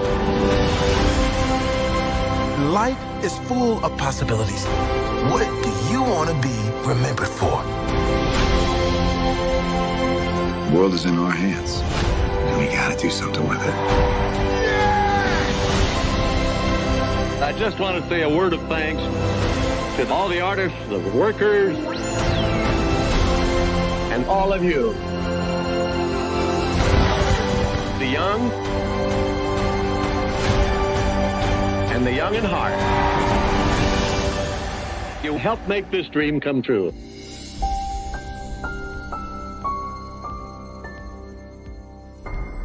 I thought I should tell you they've been talking about you. Yeah, they've been talking about you. They've been talking about the fact that they've done everything they could to stop you and everything they could to block you, but you still win. They've been talking about the fact that they have undermined your success and they have tried to sabotage your seasons, but you keep winning. They've been talking about the fact that even though they don't like each other, they get together to try to kill you, but you keep winning. They've been talking about the fact that you were voted least likely to succeed, but like cream, you keep rising to the top. They've been talking about how they tried to burn your world down, but like the phoenix, you rose from the ashes. They've been talking about you. And you know what they say? Oh, she's just lucky. He's just lucky. But no, you ain't lucky. You're anointed. You got something on you. You got favor on you. You got power on you. You were born to win. Now they can call it luck, but it's grace. They can call it luck, but it's favor. But whatever they call it, it doesn't matter, because you know what God calls you? Do you know what God calls you? A winner. I thought I should tell you they've been talking about you. Yeah, they've been talking about you. They've been talking about the fact that they've done everything they could to stop you and everything they could to block you, but you still win. They've been talking about the fact that they have undermined your success and they have tried to sabotage your seasons, but you keep winning. They've been talking about the fact that even though they don't like each other, they get together to try to kill you, but you keep winning. They've been talking about the fact that you were voted least likely to succeed, but like cream, you keep rising to the top. They've been talking about how they tried to burn your world down, but like the phoenix, you rose from the ashes. They've been talking about you. And you know what they say? Oh, she's just lucky. He's just lucky. But no, you ain't lucky. You're anointed. You got something on you. You got favor on you. You got power on you. You were born to win. Now they can call it luck, but it's grace. They can call it luck, but it's favor. But whatever they call it, it doesn't matter. Because you know what God calls you? Do you know what God calls you? A winner. I thought I should tell you they've been talking about you. Yeah, they've been talking about you. They've been talking about the fact that they've done everything they could to stop you and everything they could to block you, but you still win. They've been talking about the fact that they have undermined your success and they have tried to sabotage your seasons, but you keep winning. They've been talking about the fact that even though they don't like each other, they get together to try to kill you, but you keep winning. They've been talking about the fact that you were voted least likely to succeed, but like cream, you keep rising to the top. They've been talking about how they tried to burn your world down, but like the phoenix, you rose from the ashes. They've been talking about you. And you know what they say? Oh, she's just lucky. He's just lucky. But no, you ain't lucky. You're anointed. You got something on you. You got favor on you. You got power on you. You were born to win. Now they can call it luck, but it's grace. They can call it luck, but it's favor. But whatever they call it, it doesn't matter. Because you know what God calls you? Do you know what God calls you? A winner.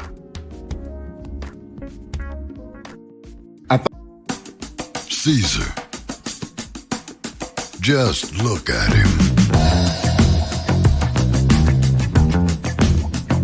Politician. General. Author. Ruler. Man.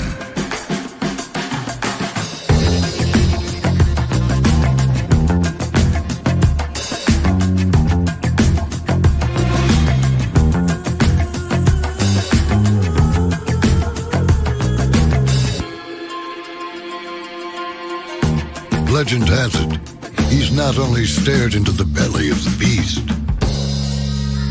he's had it for dinner. Here he's free to relax, or party, or relax, or party, or relax, and party. His is a world of opulence, excess, and the occasional impulse buy. Not one to rest on his laurels, he's famous for ushering in a new age of entertainment. So, for anyone seeking a place where the sun never sets on a good time, all this awaits. I am Caesar, and I approve this palace.